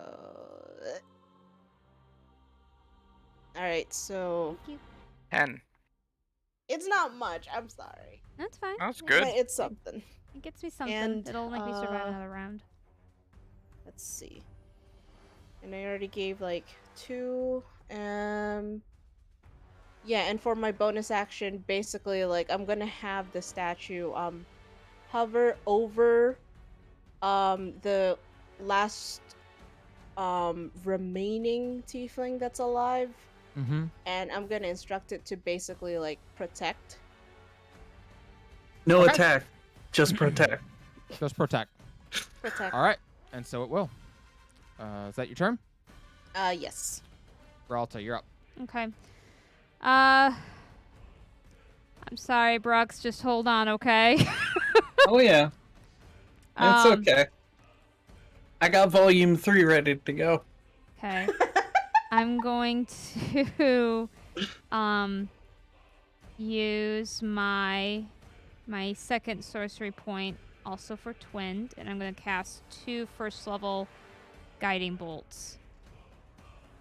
1 to this guy and 1 to this guy. Okay. Go ahead. So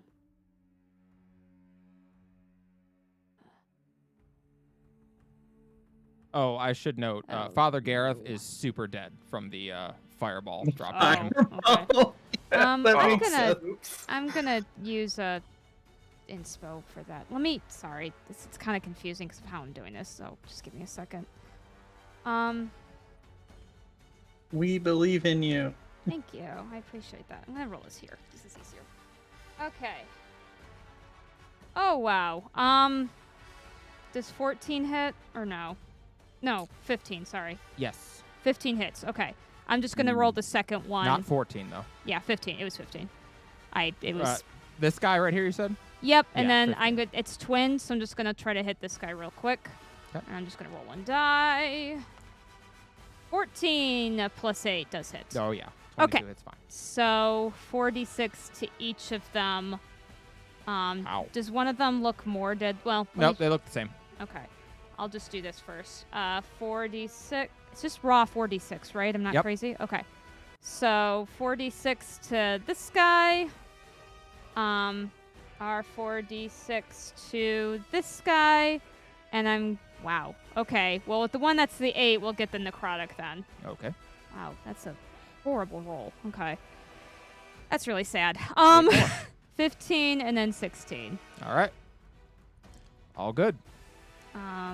Bonus action, I don't think I can do anything, so I will Alright. leave myself behind the thing. Cerberus, you are up. All right. Oh, why'd you zoom out? Okay. Let's see. So we have We have these caster, boys. and then disciple, disciple, disciple. I missed the caster. I was scrolled down too low. I'm sorry. The caster's right there, right? Yep, All up right. at the top. so Yeah. I see him. I'm pretty sure Caldana's got him. Is Well. she? Okay. That's fine by me. When is kill? Well, you go next.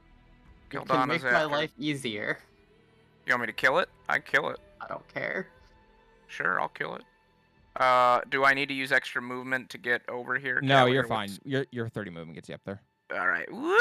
Oh, We lose that's now? wrong, but Yeah, we use yeah, she's having internet issues. All right, I run up It's been all night. and I'm going to smack the shit out of him with my sword. Do it. I'm gonna do it. I'm gonna do it. I'm gonna do it. Good.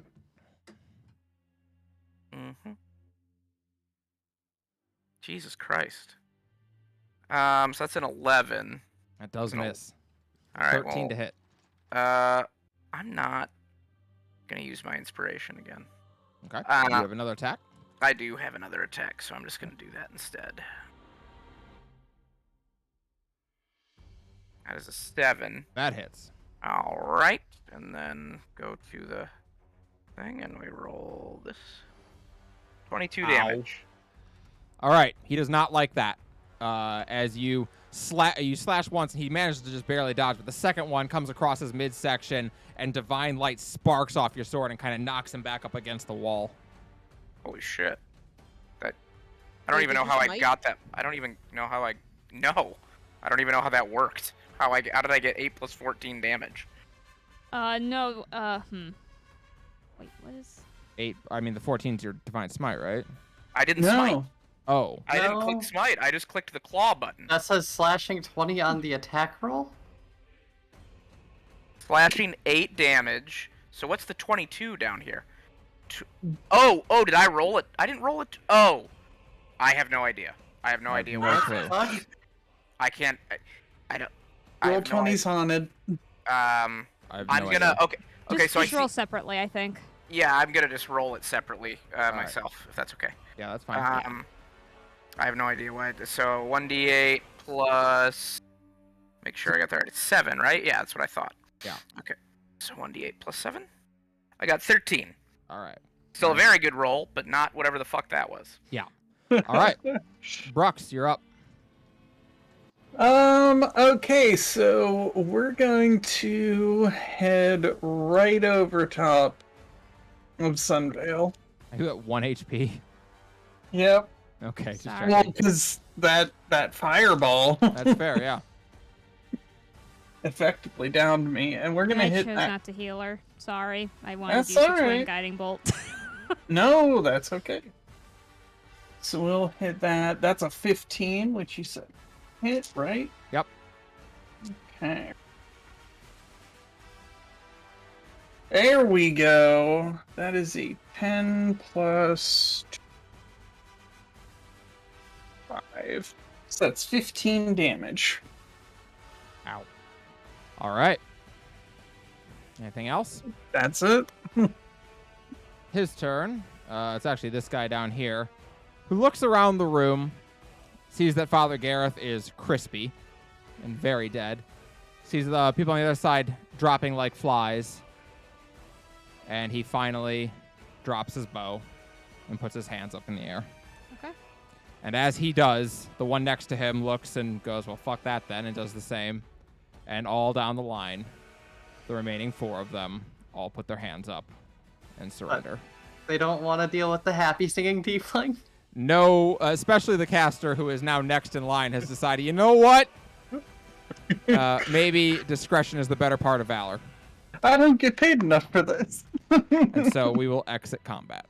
I think Um, Melody's gonna want to do spare the dying on. Yes, on everyone I can find, including people who we were fighting. Yes. Including Except for Father Garrett, 'cause Dicknuts. Fuck him. Oh, okay. Well, he's dead, so. Well, yeah. The ones that Caldana cleaved through are all dead. Okay. Oh, yeah. As is So the one she that Inquisitor lawnmowered Sunvale them. killed over here. Brux, did you do lethal damage to this one? We would say no. Okay. So that one is also able to be spared. We got to Uh, bring them to justice and all that. Rialta, this one? Awkward. I'm not even sure if I can cast non-lethal, but yeah, I guess I would Okay. have. Then this one survives too. So I'm actually just going to say you guys are all able to gather up those who You can. Yes. That's fair. And for the duration of the statue of King Alexander, yeah, he's gonna stand over them and just cross his Glowering. arms and look down at them. Woof. You are able Maybe to shake his save. head a little bit. You are able to save this tiefling. And I'll assume we're able to get her up to 1 HP. What about the one that I think was this the one that had like This is the blood one that hid pooling under the through him? table. Yeah. No. That one I know was alive. I wanted to know like of the 2 that we found that were dead when we got here. Like, Yeah. Were my they interest, enough? They're super dead.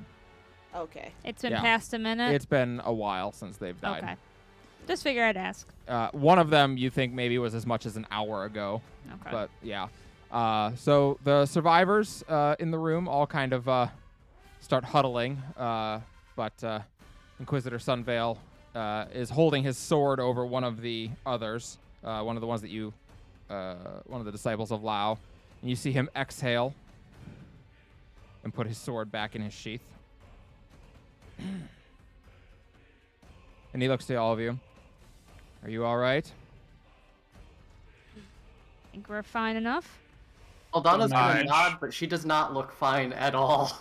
Melody is running around the room with like a chicken without its head and just trying to like spare anyone she can, and the ones that she can't, she's going to like I was gonna say I would. Yeah, I would be attempting to help the surviving counselors. All right. Yep. So they're all kind of gathering over here, as Inquisitor Sunvale will start gathering up the bodies of those who have not survived this particular incursion. Varys will help with that. Okay, great. And you're able to do so. So they're all going to be over here, and then these guys are the attackers who are all brought over here. and Melody's just going to for the dead counselor, she's going to try and neaten them up as much as she can, make it look Yep. like they're all sleeping. Put their arms over their chests, that kind of thing, and just murmur a quick Quick prayer. prayer. Yeah. Mhm. To no god or goddess in particular, just like Yep, just for Just- them. general, yeah. Yeah, absolutely. Like may your soul find peace type of thing. Inquisitor Sunvale nods and walks over to speak with the counselors. What happened? I mean, I can guess, but why don't you fill me in? One of the tieflings speaks up, looking very wounded. They stormed the hall this morning while we were meeting. They held us at our seats and wanted us to vote on a new proposition to change how new council members would be appointed. I see. And what happened? We voted it down, naturally. All 12 of us voted it down unanimously, actually. And then the other tiefling, cries a little bit. They slit Elia's throat and took another vote. He looks at the dead counselors, starting to get a picture of what happened. And I presume when you voted no again, another counselor's throat was slit? The elf nods. And when there was but 8 of you left, looks to the human counselors who kind of look ashamed. I see. Well then. I would say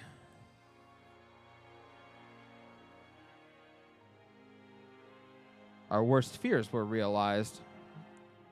It seemed that Captain Lyra was correct.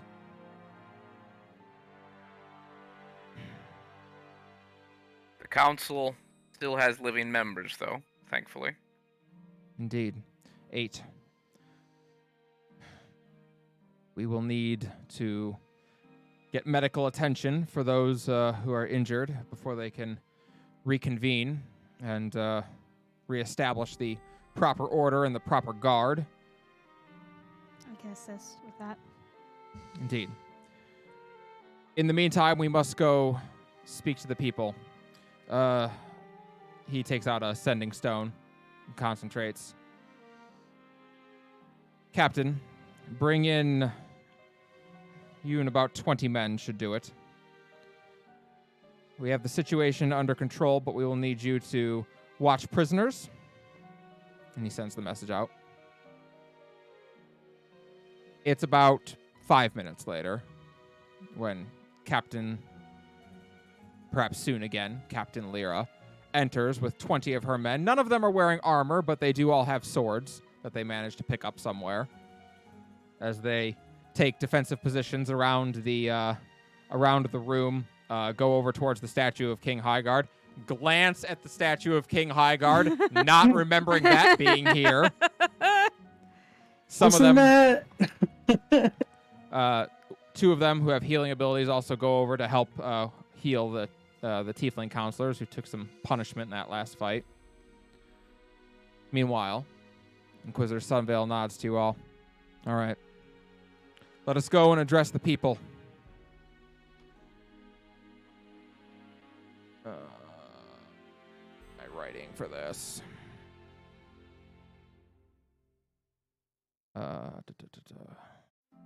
So sorry. It's always music that trips me up. So, you all make your way out of the council chambers and head not down the stairs, but around the way out towards the parapet. And indeed, as you get out there, there are so many people. The entirety of the courtyard is filled, out past the main walls, all the way out to the edge of the District of Learning. On the tops of dormitories, you can see students sitting on the roof. You can see students on each of the different buildings of the college. There are thousands of people gathered to listen. And you exit out onto this parapet. It has a red carpet taking you towards a set of stairs that lead you up towards the edge of the parapet, where there is a podium that is clearly used to address the people. Just as you saw at the graduation ceremony, there is a gem on the front of it that amplifies all noises in the vicinity of it, that he may speak. And the Inquisitor, who still looks quite bloodied and messed up from the fight, turns to look at you all. How do I look? Here. I'm gonna gonna try try to heal. and just make him look like presentable Yeah. at the very least. Aldana's just gonna snap off an arrow. Better than me. I'm going to heal him. Great. Yes, go ahead. You can Okay. heal him. Or yeah, Oh. the healing would actually get better. I'm so I'll sorry. do It's okay. I can do this. I will cast a 3rd level healing. Go for it. So it's that 3d8. Oh, it did it there. 24, Great. and then plus 1d4, I guess. Well, that sucks. Wait, I can re-roll that. Because Raven. All right, 27. All Or right. Crow, excuse me. So he looks much better after that. At least he doesn't seem quite as winded. And you're able to get him cleaned up and at least looking somewhat presentable again after a battle. I try to make sure the wound on his eyes has stopped bleeding for at least a moment. He gives an appreciative smile to you, Rialta, and nods. I can do this, right? Of course. Right. He nods and stretches out, makes his way over to the podium, taps the thing to have it start amplifying his voice. Good people! Though this be our first time speaking, I don't think any of you are unaware of who I am. But just in case, I am Martine Sunvale. Recently named High Inquisitor of Lackey's Inquisition. I know the rumors that run rampant throughout the city, even now, that the disciples of Lao have taken over the council, that the city guard now serves at the behest of the Inquisition, that the dread demon Scala has returned. These things are not exactly true.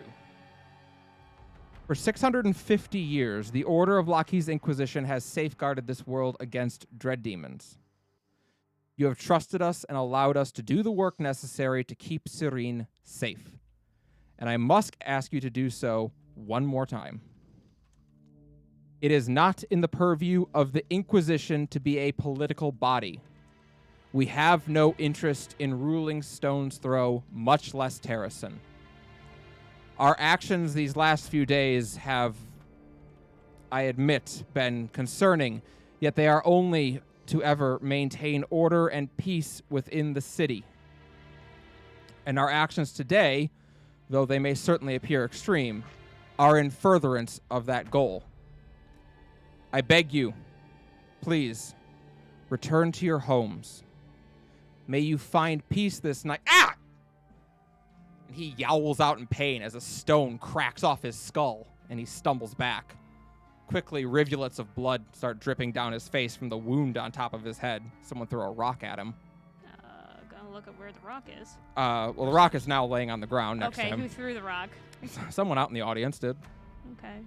Well, I'm gonna look at the audience to see what are more people about to throw rocks? Is what I'm trying to ask. There is loud booing in the audience right now and shouts of liar, tyrant, usurper. They rise up over the wall as he looks out at the people. Oh. His teeth kind of grit in frustration. He slams a hand down on the podium. Please, I am trying to help. I have only ever tried to help. Another rock cracks off his shoulder. He just grunts out in pain this time. Doesn't really catch him by as much surprise. But louder screams of derision are heard. They are the only response. He looks at the crowd of people, frustrated. Tears begin to form at the corner of his eye, one sliding down his cheek. All those he tried for so long to help. All those that he sacrificed for. Yeah, I'm gonna. And then, for just a moment, blinding radiance fills the area. Oh no. So brilliant, you all have to look away from the Inquisitor as his spark begins to ignite Oh my god. and then turn dark. Oh, good. Oh No. Oh, okay. He begins to glow, his body changing from its lanky, lithe form to a thick and muscular one. His flesh turns black, and an umbral mist secretes off of him, cloaking much of his body in the darkness. His eyes glow white through the darkness, however.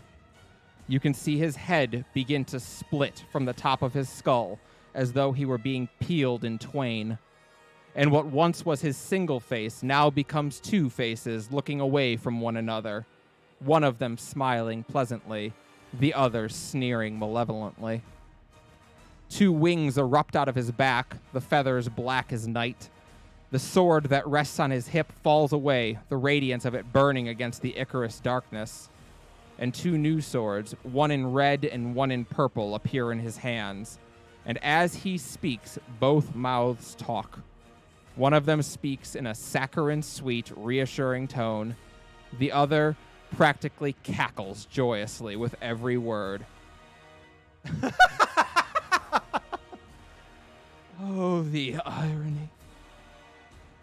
I am Inquisitorius, dread demon of lies, secrets, sacrifice, and fate. Today, all of you die. And you may all roll for initiative in just a moment. Damn. I actually have to clear this page as we go over to the castle parapet. Okay. Hey, did anyone heal me at all? Nope. No, About- 'cause I didn't think we would be Sorry. doing another battle. I know, it's the first time I've ever snuck two in on you all. Yeah. Wrong Wait, where stuff. did my token go? Sorry, I'm moving it'll you over come from the over. last page. Now I They gotta- regret healing him. Yeah, Callie's got to move the stuff over.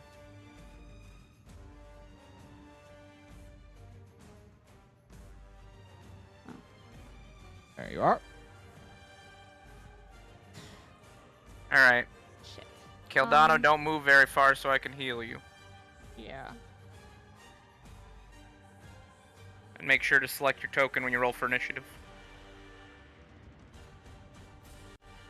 All right, you may all roll for initiative. Very nice, very nice. Well, I'm gonna inspo that. That's better. Okay.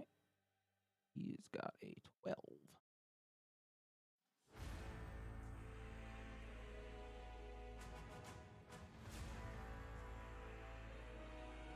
Didn't take my initiative roll. It didn't look like it rolled. It Yeah, did just- over just- on the thing. Oh, did it? Yeah. Give it. Well, whatever Give it it rolled, you that can just add moment. it. What was it? 18. It's 18? fine. I got you. Yeah. I just There you don't get this thing. Sometimes, like, Figure it out. it can be a little finicky because they're not meant to work with each other. It's Yeah, kinda yeah, no, I slapdash. know. I get it. I get it. All right. So we are going to put you all descending order. And we are ready to begin combat. I'm actually going to move you guys to there, where you would have been. Brooks, you are up first. I need you to make a perception check with advantage. Okay.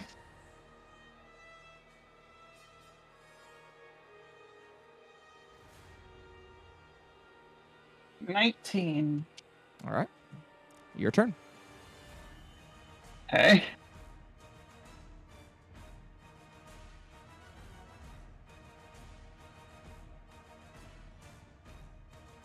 I apologize, I didn't heal you before. Sorry. He's actually more like right here because he stepped down to come meet you all. Okay. Let me see something on my character sheet real fast.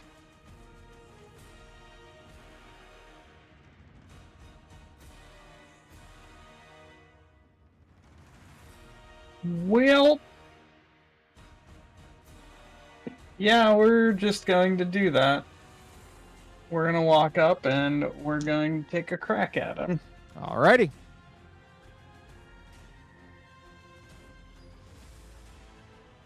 That is 14. 14 misses. So you take a swing at him, and he sidesteps skillfully, his blade catching your axe and just pushing it down into the ground.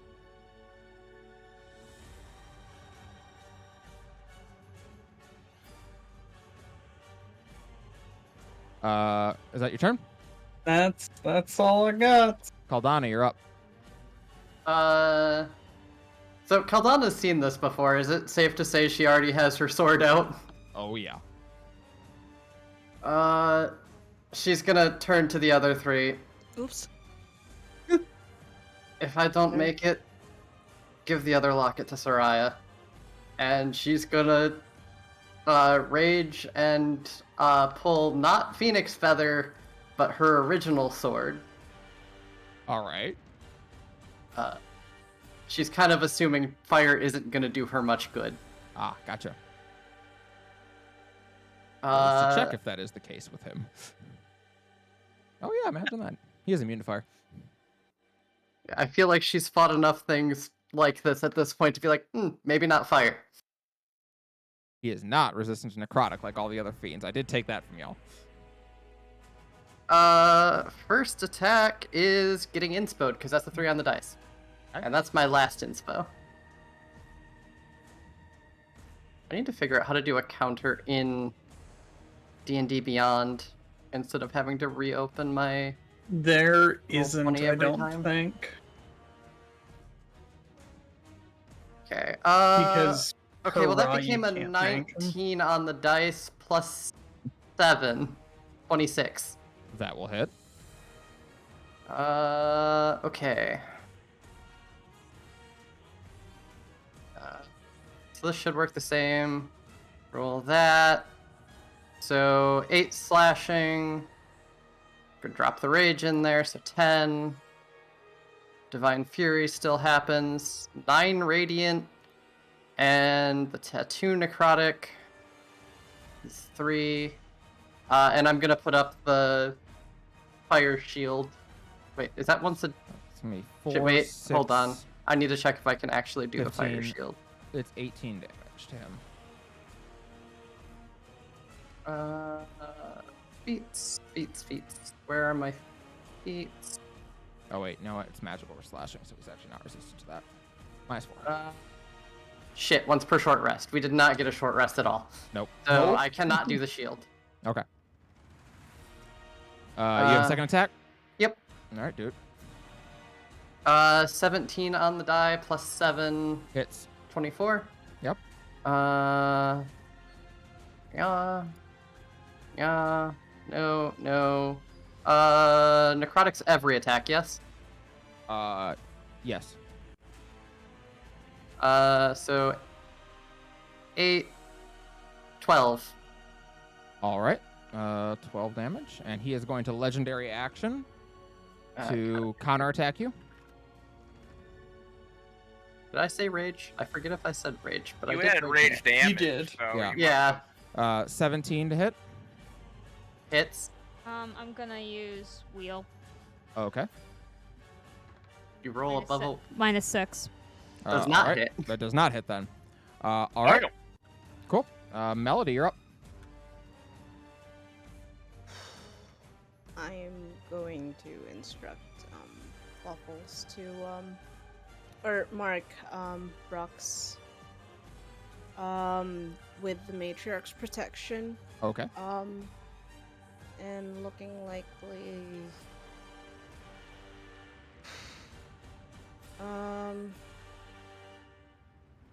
trying to think of a good damage type. Slashing, if that's a type I can Yep, you can do that.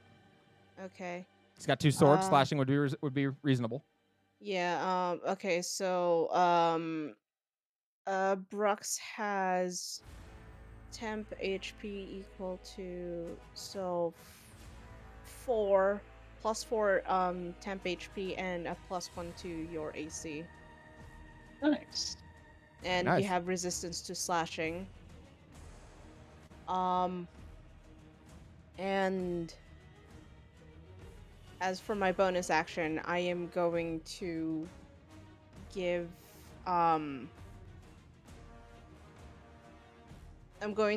Rialta my second to last Bardic Inspo.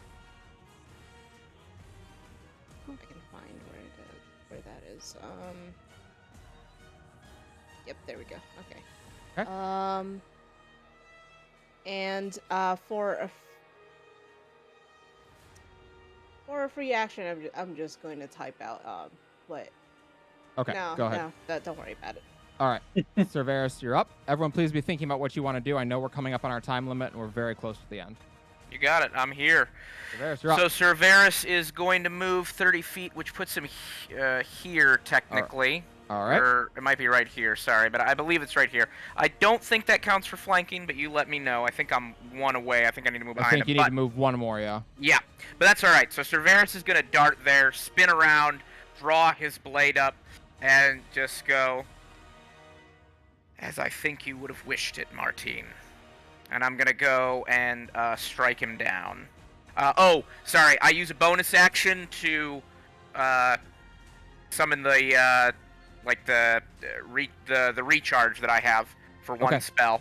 Yep. That I can do once a short rest. So I recharge second level spell slot, and then I will make an attack. Do it up. And I will use one of my advantages to do it. So let's see if this works. If I do it like this, and I hit advantage, and I hit roll, did that pop in roll 20? Sure did. Hits too. Okay, great. So it hit, and then I am going to smite, spending a second level spell slot, which will give me in total 68. Oh, does he count as... No, of course not. It doesn't count as undead. Right? No, he's not. Okay, great. He is a fiend. He is a fiend, but he is not undead. So I am going to roll this. So that's 11 magical slashing, and then I gotta roll. I still can't figure out how to actually make it do the smite, so I'm just gonna roll that the old-fashioned way. Which would actually make it 5d8, because I had Yep. added that in last time. 5d8, yeah. Make sure you add You your plus smoke. 1d8 because it is a fiend. And it actually would be 68 then, and Yep. also it roll. Let me see. That's the slashing damage was 7. It did that right. Okay, great. So 19 additional plus the 11, so 30, right? Two He, more ones. he is going to Still 2-1. use his secondary legendary reaction. I need you to make a dex save, Cerberus. I will make a dex save. Is this an effect that targets only me? It's actually going to hit you and Caldana, so Caldana make a dex save as well. Got it. Effect I can see, I assume. Yes. I got a 13 on my dex Okay. save. Are you adding your shield, Rob? I am. How It's do adding it I- correctly. Is it shift click for advantage? Yes. I can only add my shield, sir. It turns out if the ability targets only me. Got it. All right. Caldana, you succeed on the save, and Cerberus, you do not. Okay. So Caldana, you're going to take 28 fire damage, and Cerberus, you're going to take 56 as he breathes fire across you all. Fuck. All right. I will be out then and dying. Add that there. So I don't know why it doesn't need to say negative 19. Yeah. Um, Brux, as they both go down, I need you to make 2 perception checks with advantage. Oh. Okay. Yep, both of them are with advantage. That one's a 23, which is literally the highest I can get. That is actually enough. You're good. You just need to get over 20. So as they both go down, this massive breath of fire spews out over them, and it singes you a little bit because you're really close to it. And you look around, like realizing, oh my god, we're fighting a dread demon. And as you look around, you see right up here, sitting on the edge of the parapet, is Talia. And she's watching you. She looks sad. Tears are dripping down her cheeks as she watches you. You know in your mind that this is the moment she spoke of, where all things stop diverging and begin to converge towards that single point. You, for a moment, with your perception, Today's the day. can see those many myriad threads. Usually you only see them when you stand right next to her, but right now, with your eyes, you can see them. And indeed, those many threads spreading out in all different directions, you can see so plainly now that all of them eventually do converge on a point far off in the future. Except for one of them. 4 months ago, she attached a golden thread to you, and that thread leads backwards.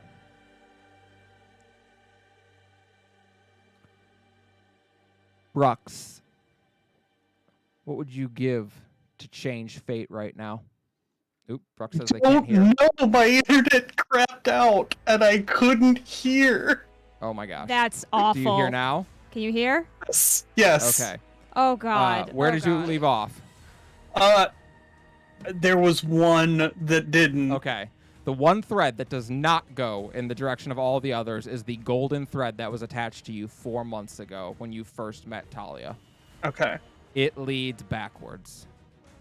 Brux, as you look at this dread demon in front of you, what would you give to alter your fate? Oh, it's Knowing- mine. Knowing that when this dread demon finishes you off, everyone in that audience will be next, your child included. Oh yeah. We're gonna do the thing and activate it. Once per campaign, you may activate your tattoo to alter a fate. And so, you do. As I get my notes back up. There we go.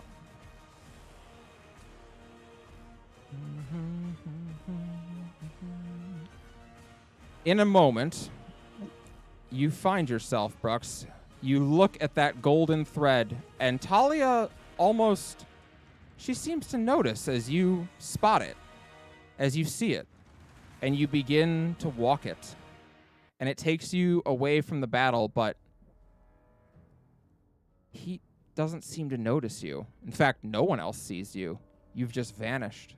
As you follow this golden thread backwards, not just through space, but through time. It is earlier in the day, and you are in Inquisitor Sunvale's office as he has just finished speaking with Captain, the former Captain Lyra, and gone over the plan. You will all accompany him to the throne room and dispatch of the disciples of Lao if they are there. And once again, just as he did before, he kind of offhandedly asks you, what do I say to them if we do this? The others answer as they did before. Brux, what do you say? I don't know. I'm blanking. I'm so sorry. You go ahead and make an insight check for me. Yeah.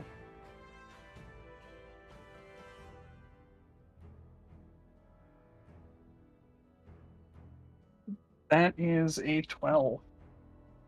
You're aware that he is, by his own admission, he becomes the dread demon of lies and secrecy.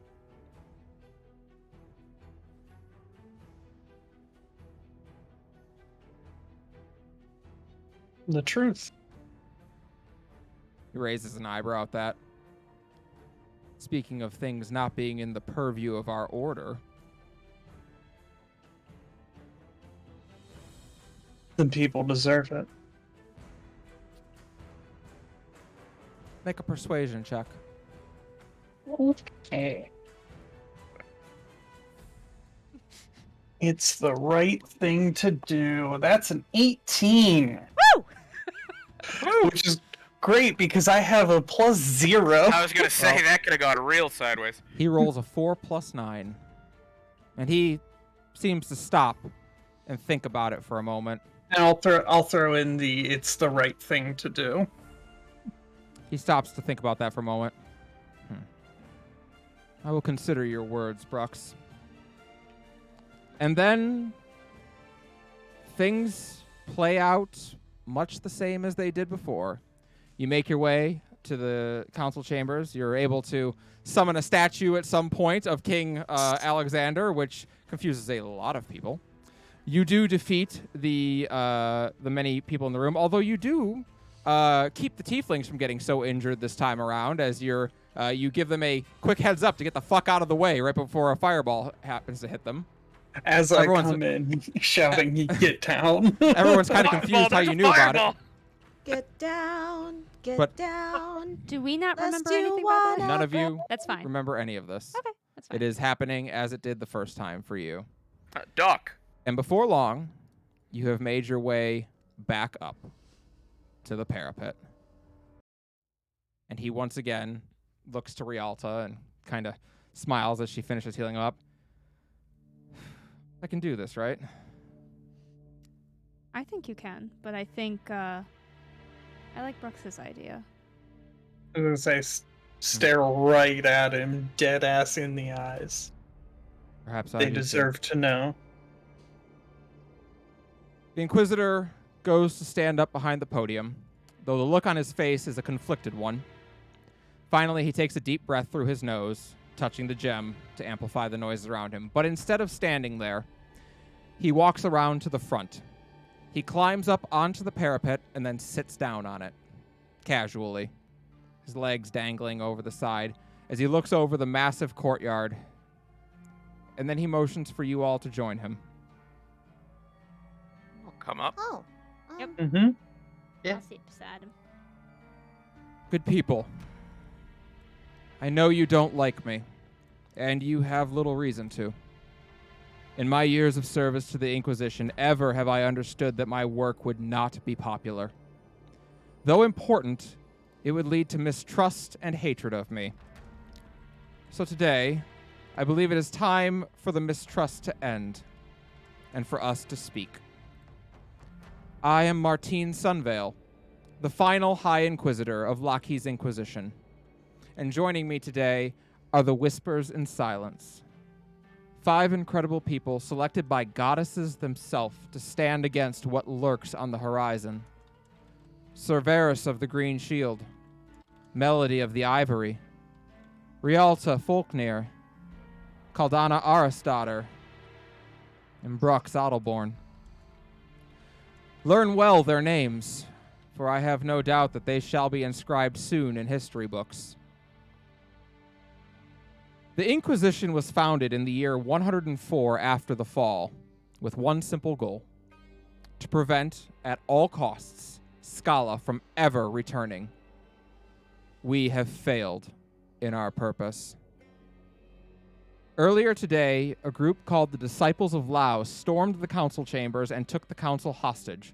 Their goal was simple: to reshape Stone's Throw and Terracin as they saw fit. I acted against the creed of my order to intervene, and the disciples have been stricken down. We are now an order that has failed in its purpose and has failed in its creed.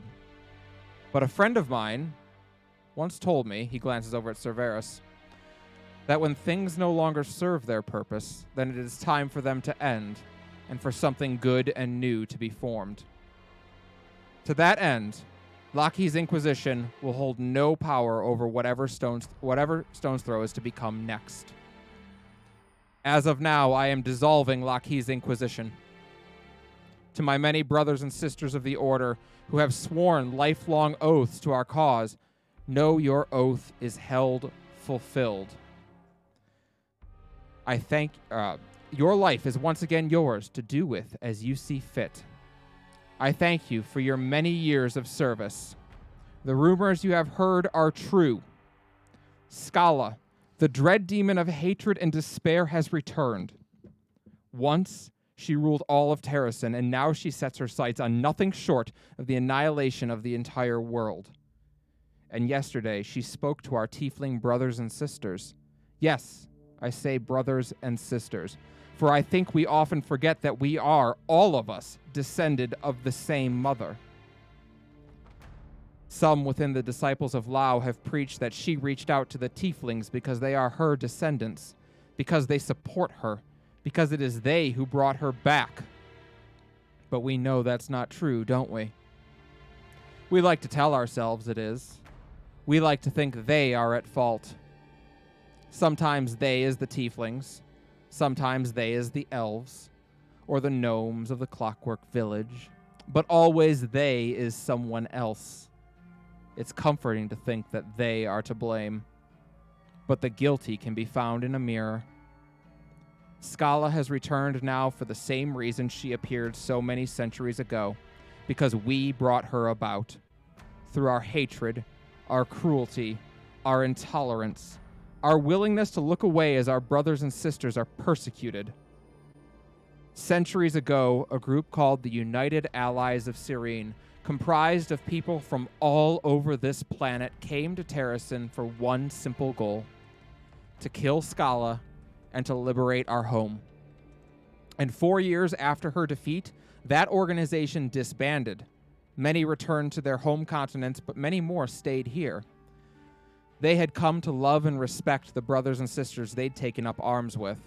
They wished to remain with them, and a dream was born of a continent where all could live together, where the differences of our culture and our appearance would not matter. Each of them swore an oath before the group disbanded that should Scala return, so too would they. Now it is time for us to honor our ancestors' pledge. If you do not see what I see, if you believe Scala is right or that she does not exist, if you are truly blind to the plight of your siblings, then I invite you to return home and rest as well as you can. But if you believe in the dream that once united so many, then I ask you to step forward. I ask you to stand with us, and together each of our whispers will be deafening amidst the silence of Scala's despair. For a long moment, nothing happens. People look at each other. People think about it. Some shake their heads. But finally, someone does step forth. She can't be any more than 16, if even that. She is a tiefling with a short sword on her hip and a wooden practice shield on her arm. Her horns, not even fully grown in, twist outwards. Her voice shakes as she speaks up. I'll fight for that dream. Quiet again reigns over the area. And then another person steps forward. He's a human boy, no older than the tiefling. His long brown hair is shaggy and he has a spear on his back. He makes his way over to the tiefling, and they hold hands, causing a gasp of surprise from the girl's parents. I will too, he says, his voice little more than a whisper. They smile at one another before saluting. Two dwarven brothers look at each other in the audience, seeming to jaw back and forth at each other before they both step forward and salute as well.